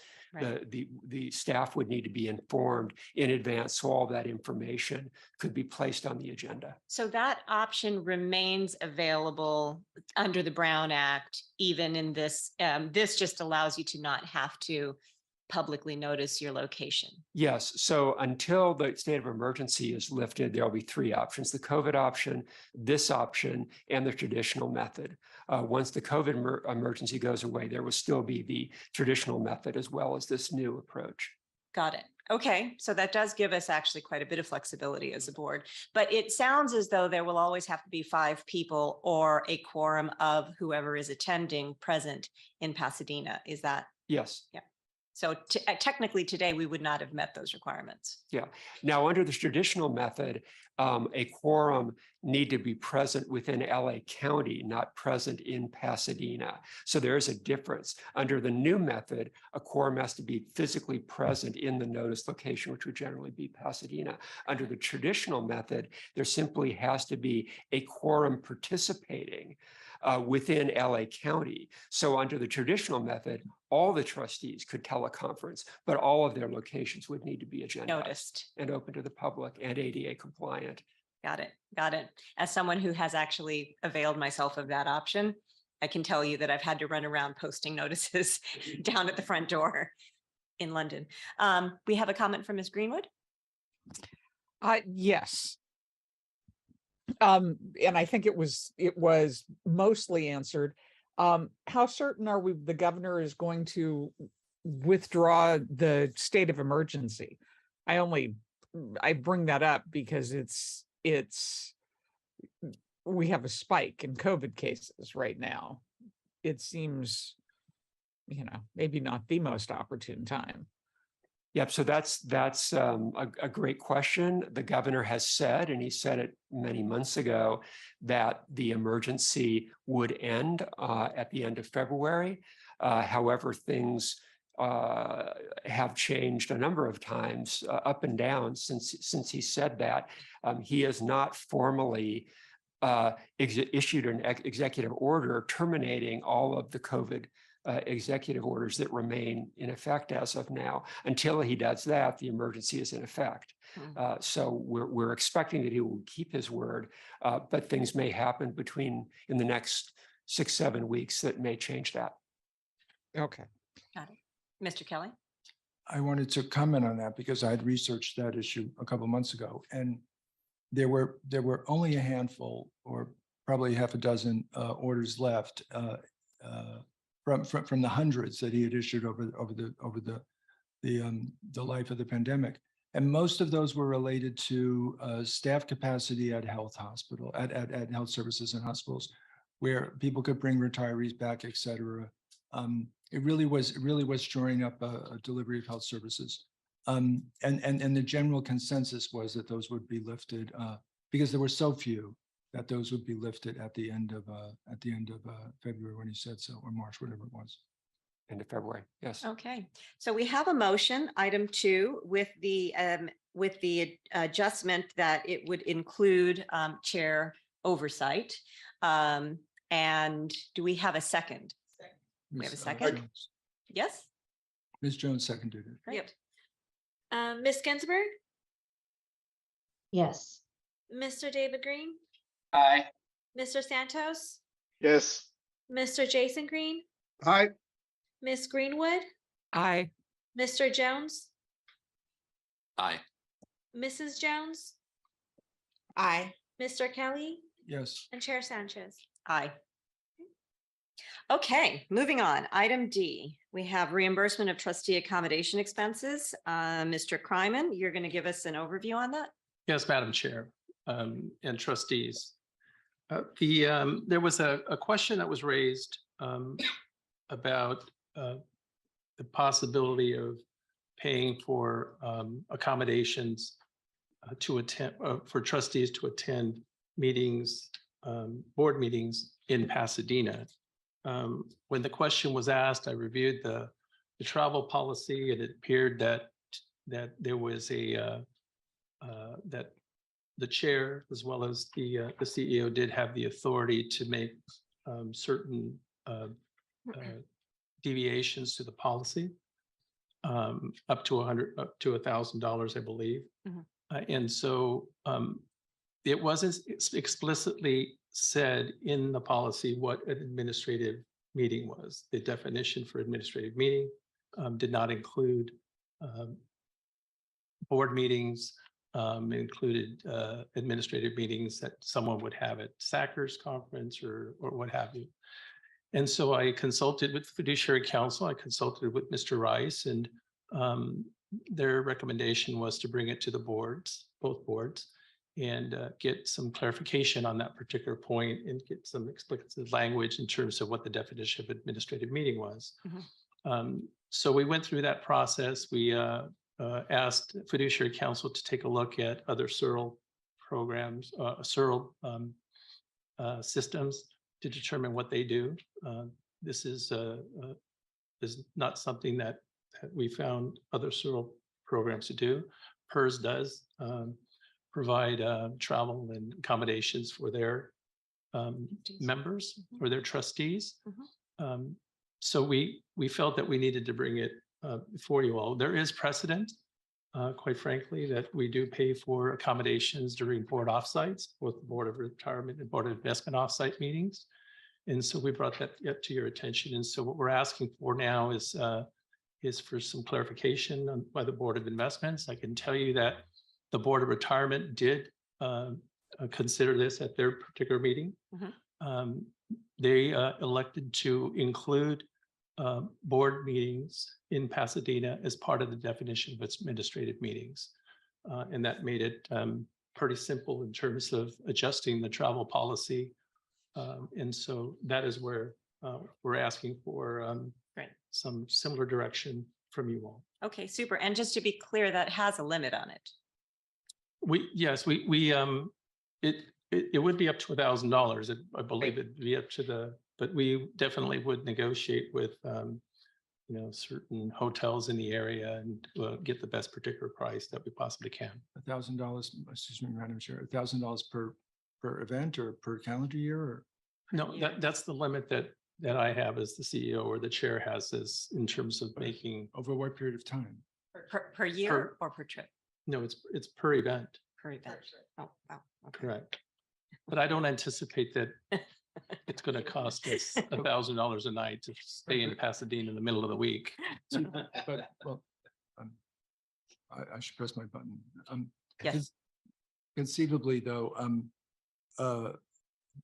under the policy, one could stay at the Langham. And under the policy, I believe that San Marino. I believe that the accommodations would be selected by staff. We would make the arrangements. Okay. Mr. Santos actually had his hand up, so I want to make sure we get to that question. It's, thank you very much, Madam Chair. Yeah, as we learned in the prior item, AB 2449 modifies substantially our ability to teleconference. And given the need on the 2449 that we retain the quorum at all time in LA County, as well as I don't know if any of you had a chance to read the Bloomberg article on the trustees and the fact that we need to be competent. It is imperative that we have trustees that are not that are engaged, not sleepy, and be able to fully participate in the business of the members. And we had at the Board of Retirement where we discussed this. It was brought to my attention that actually the law enforcement trustees, in particular to the firefighter, where we have in this environment where they are active 24/7 as well as during the fire season, they are work 24/7. If they do want to participate, it should be able to use this provision, if amended, of the travel policy for them to be able to come in at 1 o'clock in the morning or whatever time they come in, get a couple hours of sleep and be able to roll for the board meeting that usually starts at 8 o'clock in the morning. So therefore, I move consistent with the same motion that was adopted by the Board of Retirement, that we amend the travel policy to include attendance of board meetings and of committee meetings to be administrative. Okay, we have a motion and we have two questions and a second. Thank you, Mr. Jones. And we have two questions, Mr. Kelly and then Ms. Jones. Thank you. Mr. Rice, is the memo supporting this item on today's agenda the same as the memo that you submitted to support the item on the BOR's agenda? And the reason I ask that is my recollection from reading the BOR agenda item is the foundation of this was an accommodation request under the Americans with Disability Act, and I barely saw that referenced in this memo here. The memo that it was provided to the Board of Investments, Chair Sanchez, trustees, Mr. Kelly, is the same as presented to the Board of Retirement. And there was, when the request was made to agendize this item, it was framed as an ADA accommodation issue, but the issue it doesn't need to be addressed that way, and the motion doesn't address it that way, and the Board of Retirement also didn't address it that way. Okay, and I thank you for that. And the reason I ask is I feel very strongly this board should not be in the business of making or evaluating accommodation requests for county employees, active county employees. I think those requests should be directed to the employee department, not to the board. But if that's off the table, it's off the table. So I will not be supporting this because I think it sets an awkward precedent to me in terms of a disconnect between how we treat trustees and how we treat staff. I understand people live all over the place. I had a member when I was department head, I remember my executive team who lived in Redlands and drove into downtown LA every day. That was a personal choice of his to live in Redlands. And I think it sets a really awkward precedence to me to honor a request from a trustee, however justified, and not to honor a request from staff, who as well have to be up to speed and not sleeping when they come in and staff the call center or member services or whatever, accounting. That's very awkward for me. I appreciate the reason for the request, but I won't be supporting it. Okay, thank you, Mr. Kelly. Ms. Jones? Thank you. Yeah, I don't have an issue with the request. I do understand Trustee Kelly's point. Although I do think there's some IRS regulations that would not allow staff to be reimbursed. Yeah. And which would be different from a trustee. But I do understand setting a precedence, absolutely. But then I also understand the intricate trying to get here early in the morning. And I'm not far, I'm very close. And you just never know what you're going to encounter in the morning. It really is hard to gauge. So my only question I had is, I'm assuming that we're now just allowing the board meetings to be a part of, if we approve this, a part of the trustee travel policy. But in the policy though, there is a discussion about cash advances. And I was just wondering, would that apply? I don't think that should apply. I think you should just get reimbursed for this particular board meeting. All other travel, I understand the advance, but paid for you. Yeah, but I just didn't agree with the travel advance for a board meeting. The intention is for staff to make the arrangements. So Right, so you wouldn't need an advance. You Correct. shouldn't need an advance. That's Well, I correct. didn't know if they were going to, advance per diem or something like that. I just No. felt like, okay, good. Okay. It would, just to clarify, I'm sorry, through the chair. Yes. Chair, it wouldn't, it would only include the lodging component. It would not include meals. It wouldn't include any incidental costs. So it would is just that- be specific to the lodging. Okay, so then I misunderstood. I thought you had indicated we would take the same policy and just add board meetings as, It would be under the administrative meeting definition. Yes, we would just. It's just add that clarifying a definition. specifically. okay. We would include it. Okay, so then those other parameters are outlined in the policy as well. Okay, okay. Yeah, I understand both sides. And so Great. I'm flexible. Thank you. Ms. Greenwood? Thank you. I clearly these meetings and committee meetings and board meetings serve an administrative purpose. I have no problem with this whatsoever. And people's lives have changed over the last 2.5, 3 years. So adjusting the definition of an administrative meeting, if we're going to have in-person meetings again, seems quite reasonable to me. So I'm voting in favor of this. Thank you. Thank you, Ms. Greenwood. Mr. Green? Mr. Yeah. J. Green? Thank you. Thank you, Madam Chair. Yeah, as we discussed, there's a lot of great points here. And as we discussed from the Board of Retirement, this has a direct connection with the new assembly bill that's coming out. And if we're going to redefine, how our meetings are structured and put parameters on that, I think this would be crucial. And one of the things I want to bring up is that under our travel policy, it discusses the duty of loyalty and the duty of prudence and being able to focus on the mission. And also, this isn't a gross deviation of our existing travel policy. This is just adding one small item to it. And under the travel policy being simple, uniform, that's all this is. I think with staff oversight, I don't see room for abuse. And I think under the policy, if there is abuse, it will be addressed quickly. So I'm going to be in support of it. I think it, like Miss Greenwood said, that the world has changed, and this will, I think, be a help, not a hinder. Mhm.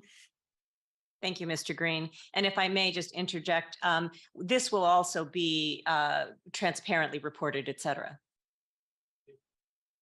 Yes, it would be reported in the travel report. Thank you. So I think that addresses Mr. Green's kind of question about abuse. It would be fully transparent. Mr. Kelly. I was not, so a follow-up question. I was not familiar with the IRS constraints. Active trustees who are active employees of the county are employed by the county. Why would this IRS regulation not be applicable to them? Or is it? Has anyone looked into that? We are elected officials, not employees. Once we get elected, any duty that we perform for LACERA, we are doing it as elected officials. Not as an employee. We actually had a whole "Are we employees" conversation a couple of years ago. Yeah. Are you And we're comfortable not. the IRS regulation doesn't apply in this instance, Mr. Rice? I'm not familiar with the IRS regulation and haven't considered it. Okay, I would just ask that it be evaluated from a legal perspective. I'll And do then that. following up on Mrs. Jones' comment about cash advances, when you say, Mr. Kryman, that the reservation would be handled centrally by staff, does that mean that staff would use the LACERA credit card in booking that reservation? That is correct. Okay. Are you okay with that, Mrs. Jones? Yeah. I mean, it's not a cash advance per se, but there's no layout by the person utilizing the travel of cash. Okay, I just want to make sure. Okay, thank you. Okay, thank you, Ms. Ginsburg. Hi. So I spoke with Mr. Knox and he voted no during the VOR meeting. We discussed this and I understand and appreciate the circumstances of certain trustees, but I don't think this expense is appropriate and I'll be voting no.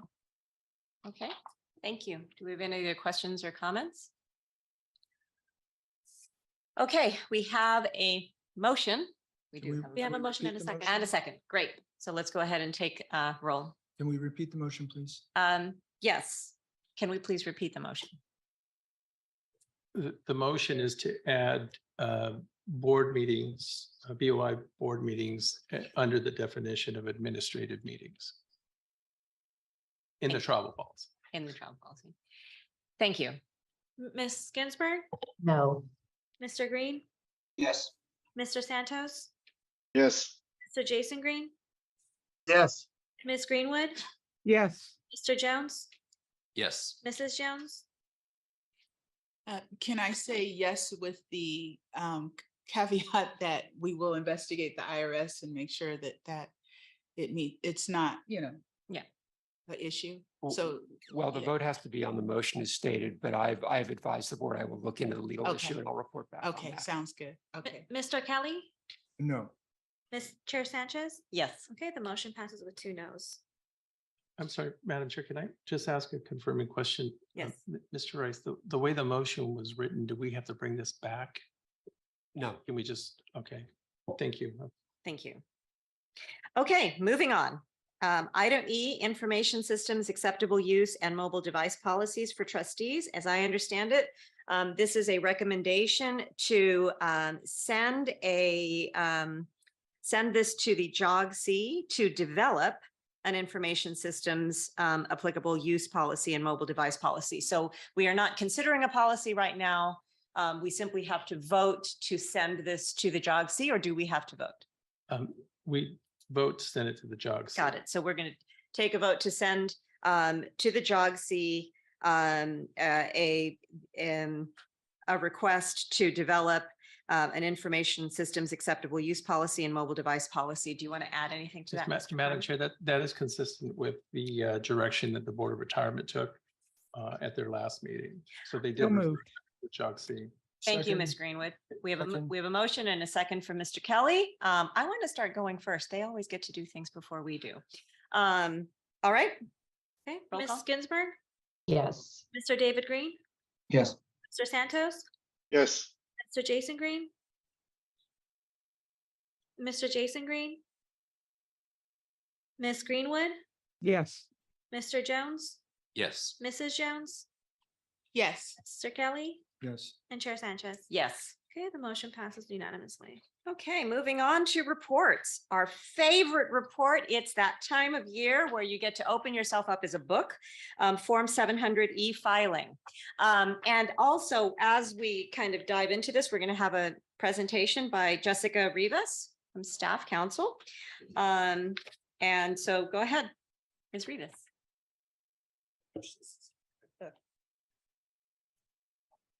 Good morning, Chair Sanchez and trustees. I'm Jess Rivas, Staff Council, and I am very excited to share about an e-filing solution for our Form 700 process. Yay. As you mentioned, we're almost at that season, that time of year. So go ahead, we can go to the next slide. So very briefly, by way of background, the California Political Reform Act is enforced by the FPPC, and it prohibits public officials, employees, and contractors from participating in decisions in which they have a financial interest. So to help us all avoid that situation, it requires those folks to disclose their economic interests, and that's exactly what a Form 700 is. It's where we will list all of our economic interests. And so, as I'm sure you're familiar, you file one annually. You file one when you assume office, and you file one when you leave office. Currently, we have about 228 filers within LACERA as a whole. About 200 of those file directly with LACERA, while about 26, or exactly 26 at the moment, file with the county.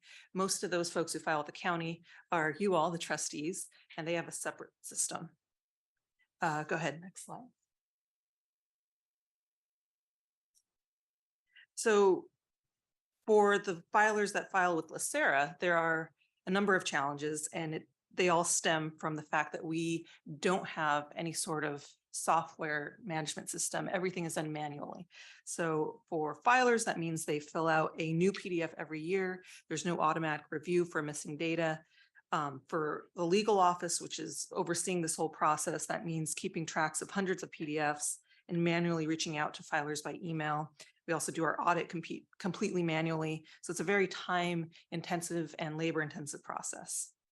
Next slide. An e-filing solution would essentially automate almost the entire process. So very briefly, it will automatically generate notices to filers when their annual notices due, especially and also for assuming and leaving office. It will provide FPPC instructions on how to complete the form, provide instructions on how to use the software itself, though they are pretty intuitive, pretty easy to use. Automatically checks for errors and omissions, which avoids a lot of problems down the road. It automates much of the audit process for the legal staff, which handles that part of it. It saves filers information from year to year. So if you enter your information one year, it is all built in for you the next year. You just have to review it and update it as necessary. They are used, or these software products are used by hundreds of public agencies throughout the state. They vary in cost from $5,000 to $7,000 a year. And in researching this, we did reach out both to the county, who is our code reviewing body, and they also are kind of going through this process to examine other vendors. They currently have their own in-house product that they built. And we also reached out to our FPPC outside counsel just to get a good sense of the lay of the land on who the vendors are that are available. Next slide. So the two main players in the state are NetFile and Granicus. They each service several hundred public entities across the state. And we did decide to move forward with Granicus. It has several features that made using it a little bit more flexible and customizable for our needs.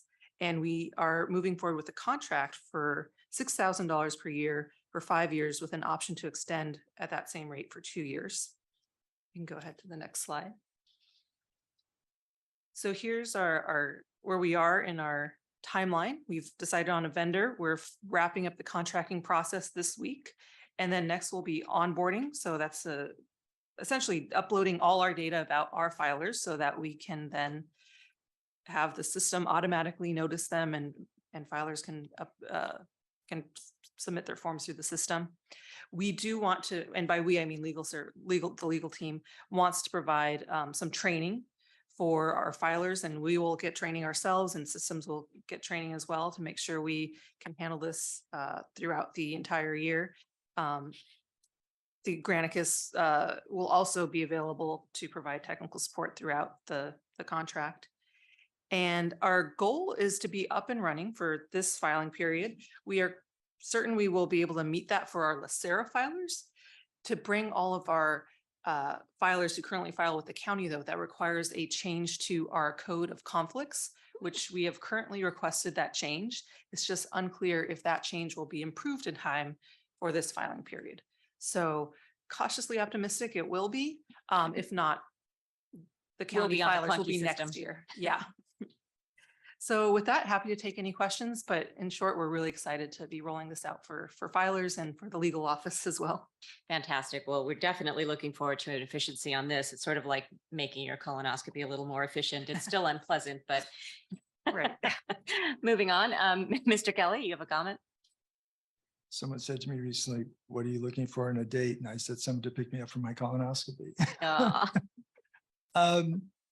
had a question. You mentioned at the beginning, you mentioned this system was for filers who filed with LACERA and not those who filed with Mother County. And then at the end, you mentioned you're going to integrate those who file with Mother County into the system. So I was a little bit confused. Sure. Sorry for that confusion. So I was trying to explain that there are currently filers that file with the county and then filers that file with LACERA. Our goal by adopting the software is to bring everyone, both of those groups, onto the software. And there could be a staggering in that process because for the county filers, we have to get approval from the county. Okay, but some people who file with the county, like our ex officio member, need to file with the county. So would LACERA, would that person filing with LACERA, would LACERA simply be a conduit, take it in and then zip it over to Mother County? Essentially, and we will verify for all the, the special one-off cases, but it's my understanding that most folks, most of the trustees or most of the ones who currently file with the county can file with LACERA, and then that can be shared with the county because our filing system will be approved by the FPPC. That's kind of the triggering mechanism to get approval from the FPPC. Yeah, there are special cases, and I just want to make sure those special cases are considered. We will, absolutely. Thank you. Great. We have a question from Ms. Jones. I think I just maybe one of those special cases as well, because I know when I've changed from one agency to the other, even if they were not on the new system, for some reason, NetFile followed me. So every year I got the notification and I had to file through that system regardless. So with you going to Granicus, I'm just curious if I would be doing it through NetFile or would I switch over to Granicus? That's interesting. We haven't run into that yet. That'll be one of the wrinkles we'll figure out. But my assumption at this point would be that we would bring you into Granicus, but we will work all that out. Okay. Yeah. Okay. Great. Do we have any other questions? So I'd like to also just kind of remind trustees and particularly new trustees, Form 700 filing seems like it's simple and yet it is intensely complicated because we are all very, very specific cases, and the way that the rules are created is by precedent. So you almost have to read sort of what everyone else has done. So I highly recommend that if this is your first time or even your second time, that you do reach out to legal to ensure that you are reporting everything correctly. If you have rental income and it's at your house, that means you do have to actually put your address into the public system. So, you know, these kinds of things that you learn along the way. But and also just to keep, I know that we are now keeping up our vendor list, which is fantastic. Thank you, Mr. Rice, for continuing with Mr. Grable to do that. We have an ongoing and updated vendor list, so you know who we do business with, so you don't have to wonder. Last but not least, I'd like to just kind of continue to give a shout out to Margot McCabe, who has always been so responsive to my 10,000 questions this time of year, every year. She's And I know she amazing. answers the same questions every year for me, but you know, you forget.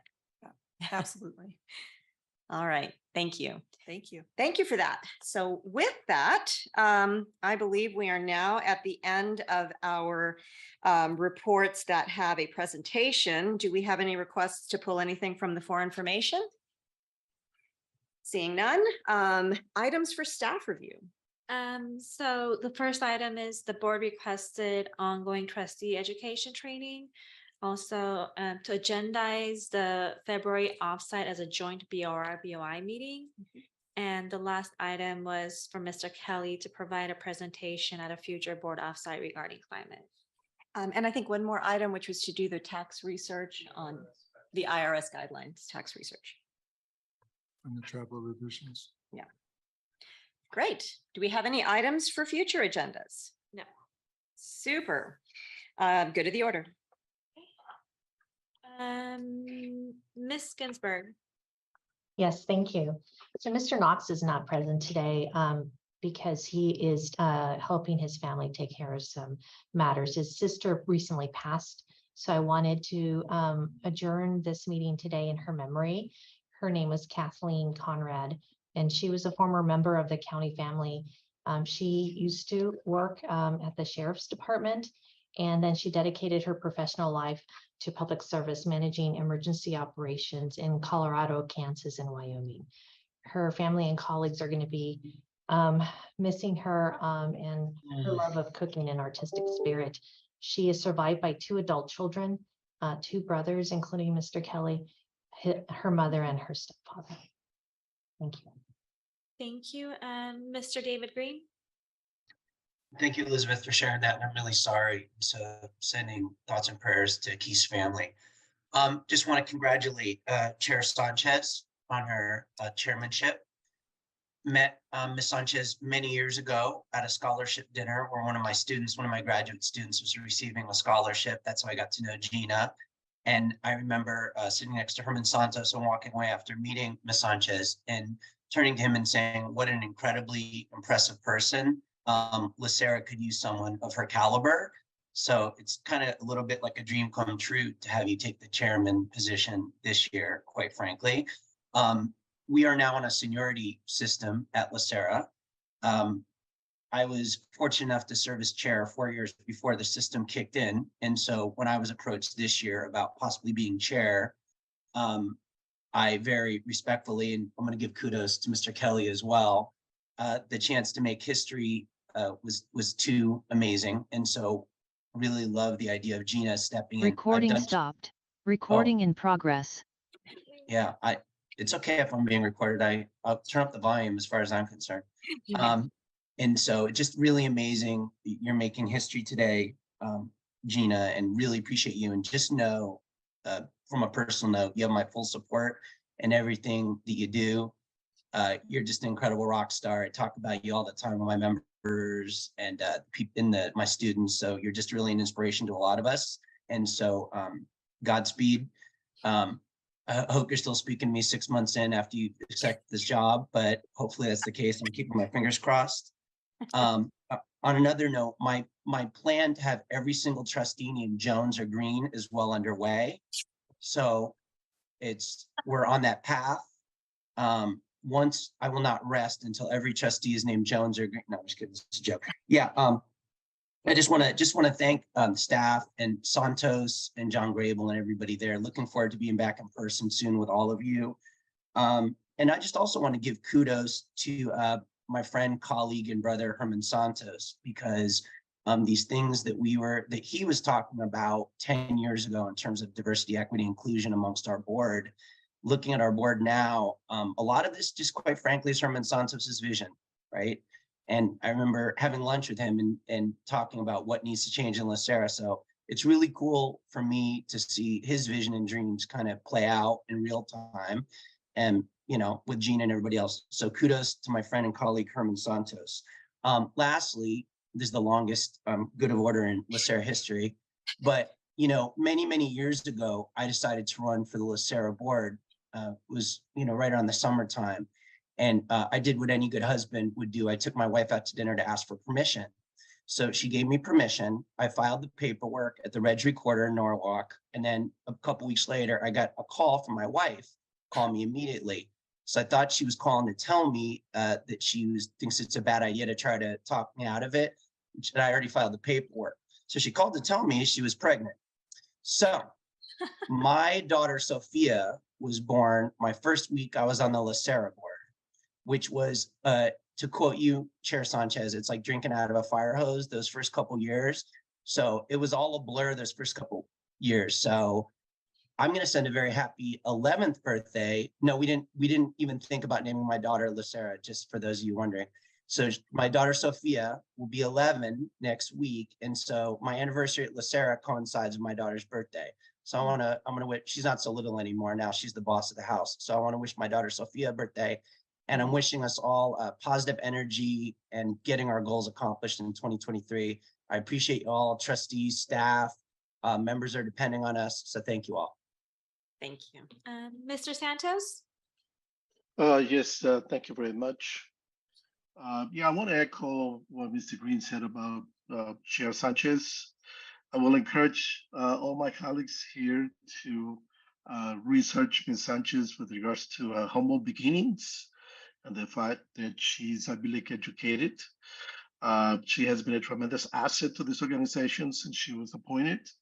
And it's interesting that when you look at the criticism that we receive, not directly us, but all the public sector trustees, it clearly shows how important it is to have the appointees be as well-educated and very knowledgeable of the industry.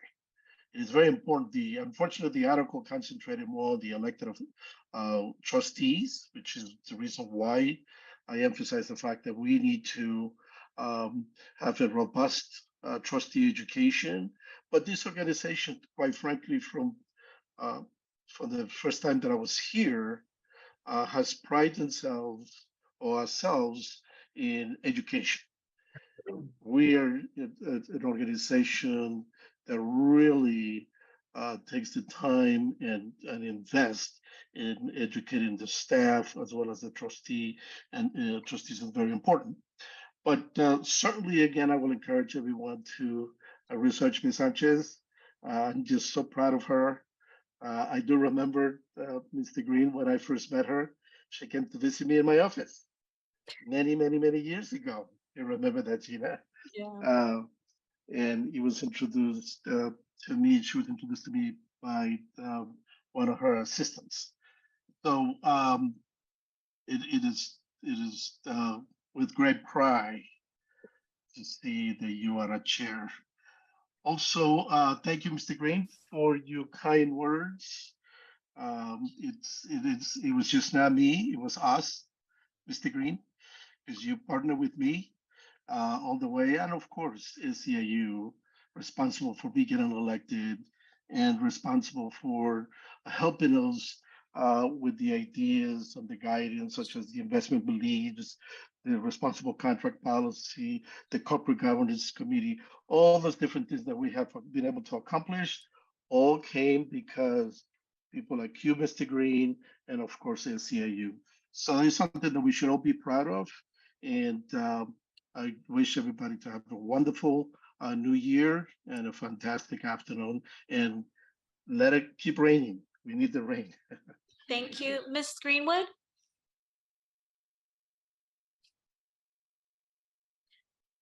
Mr. Jones? Unmute. No, I'm sorry. I was having difficulty with my unmute button. I too was remembering the night I met Gina. It was at a dinner. And I was on a different board and a mutual friend introduced us. We were sitting at the same table.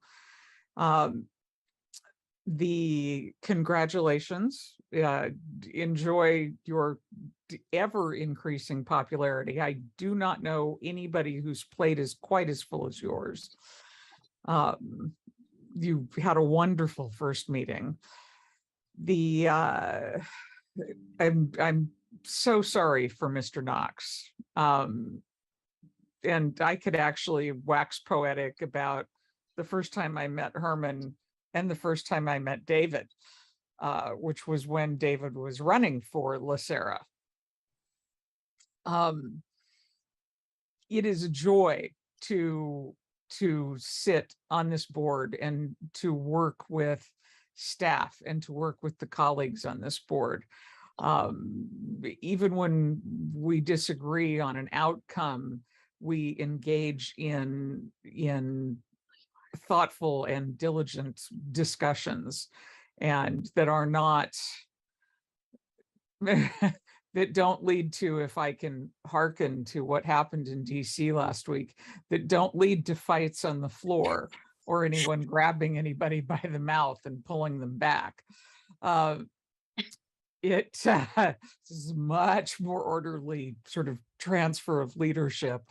And, you know, I wish everybody on here as effective and pleasant and easy a new year as this meeting is. And I'm sure with Gina at the helm, that will happen definitely more often than not, hopefully all the time. I'm here until further. So I will enjoy seeing you guys every month, apparently soon to be in person. Thank you.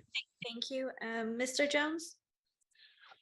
Just a congratulations to Gina and condolences to the Knox family. And otherwise, just another exceptional meeting by Santos and John and the staff. So thank you. Thank you, Ms. Jones. Yes, congratulations to Chair Gina.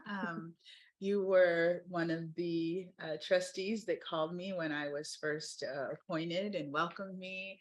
And I've been learning from you ever since. So I look forward to a great year with you as chair.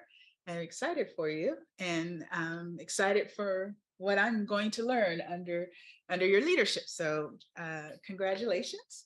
And I don't have condolences to the Knox family as well. And I just want to echo Trustee Jones with staff.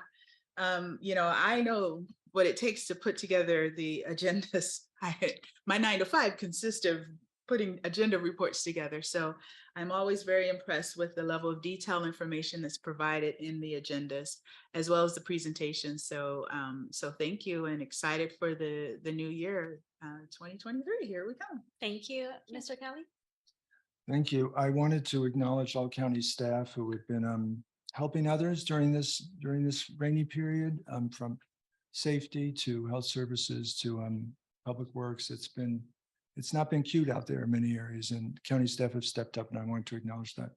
I also make static about Gina Sanchez becoming chair. You know, I in my part-time life, I read poems because I love poetry, and I was reminded of two poems the other night. I was thinking about this. One is by Andrea Rich, well, not a poem, but a statement by her. Andrea Rich, a lesbian poet. And I would note that she would remind us that the term Mr. Chair, for all the years used, burned into the brains of little girls and young women, a message that the male is the norm, the standard, the central figure beside which girls and women are the marginal dependent variables, Adrienne Rich said. Those words, Mr. Chair, laid the foundation for androcentric thinking and left men safe in their tunnel vision. No more, she said.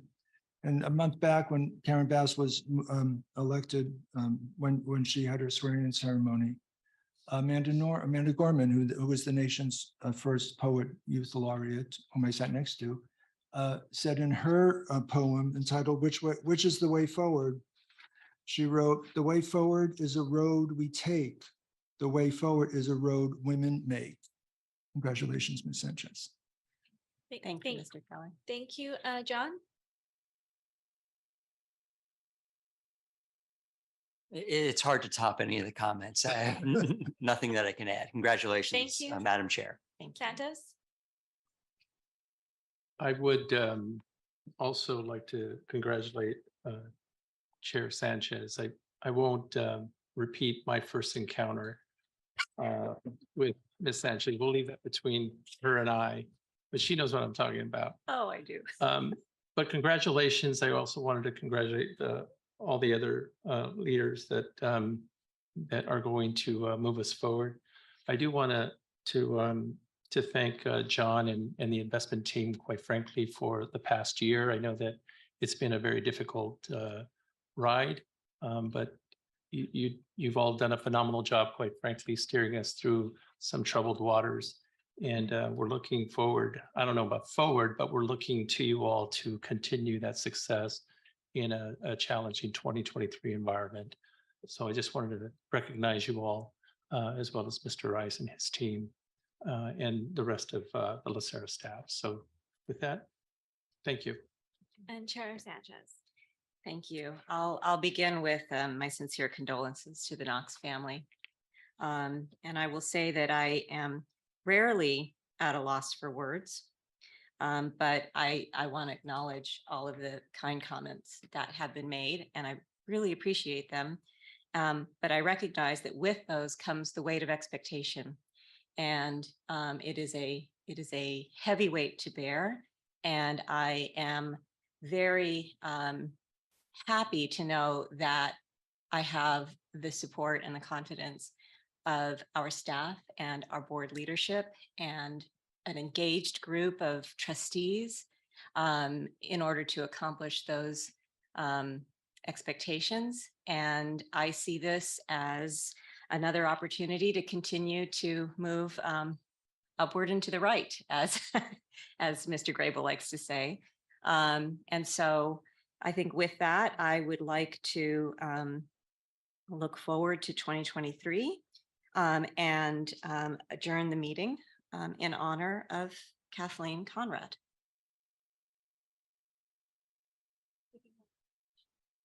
So with that, we will move to executive session and take about a 10-minute break.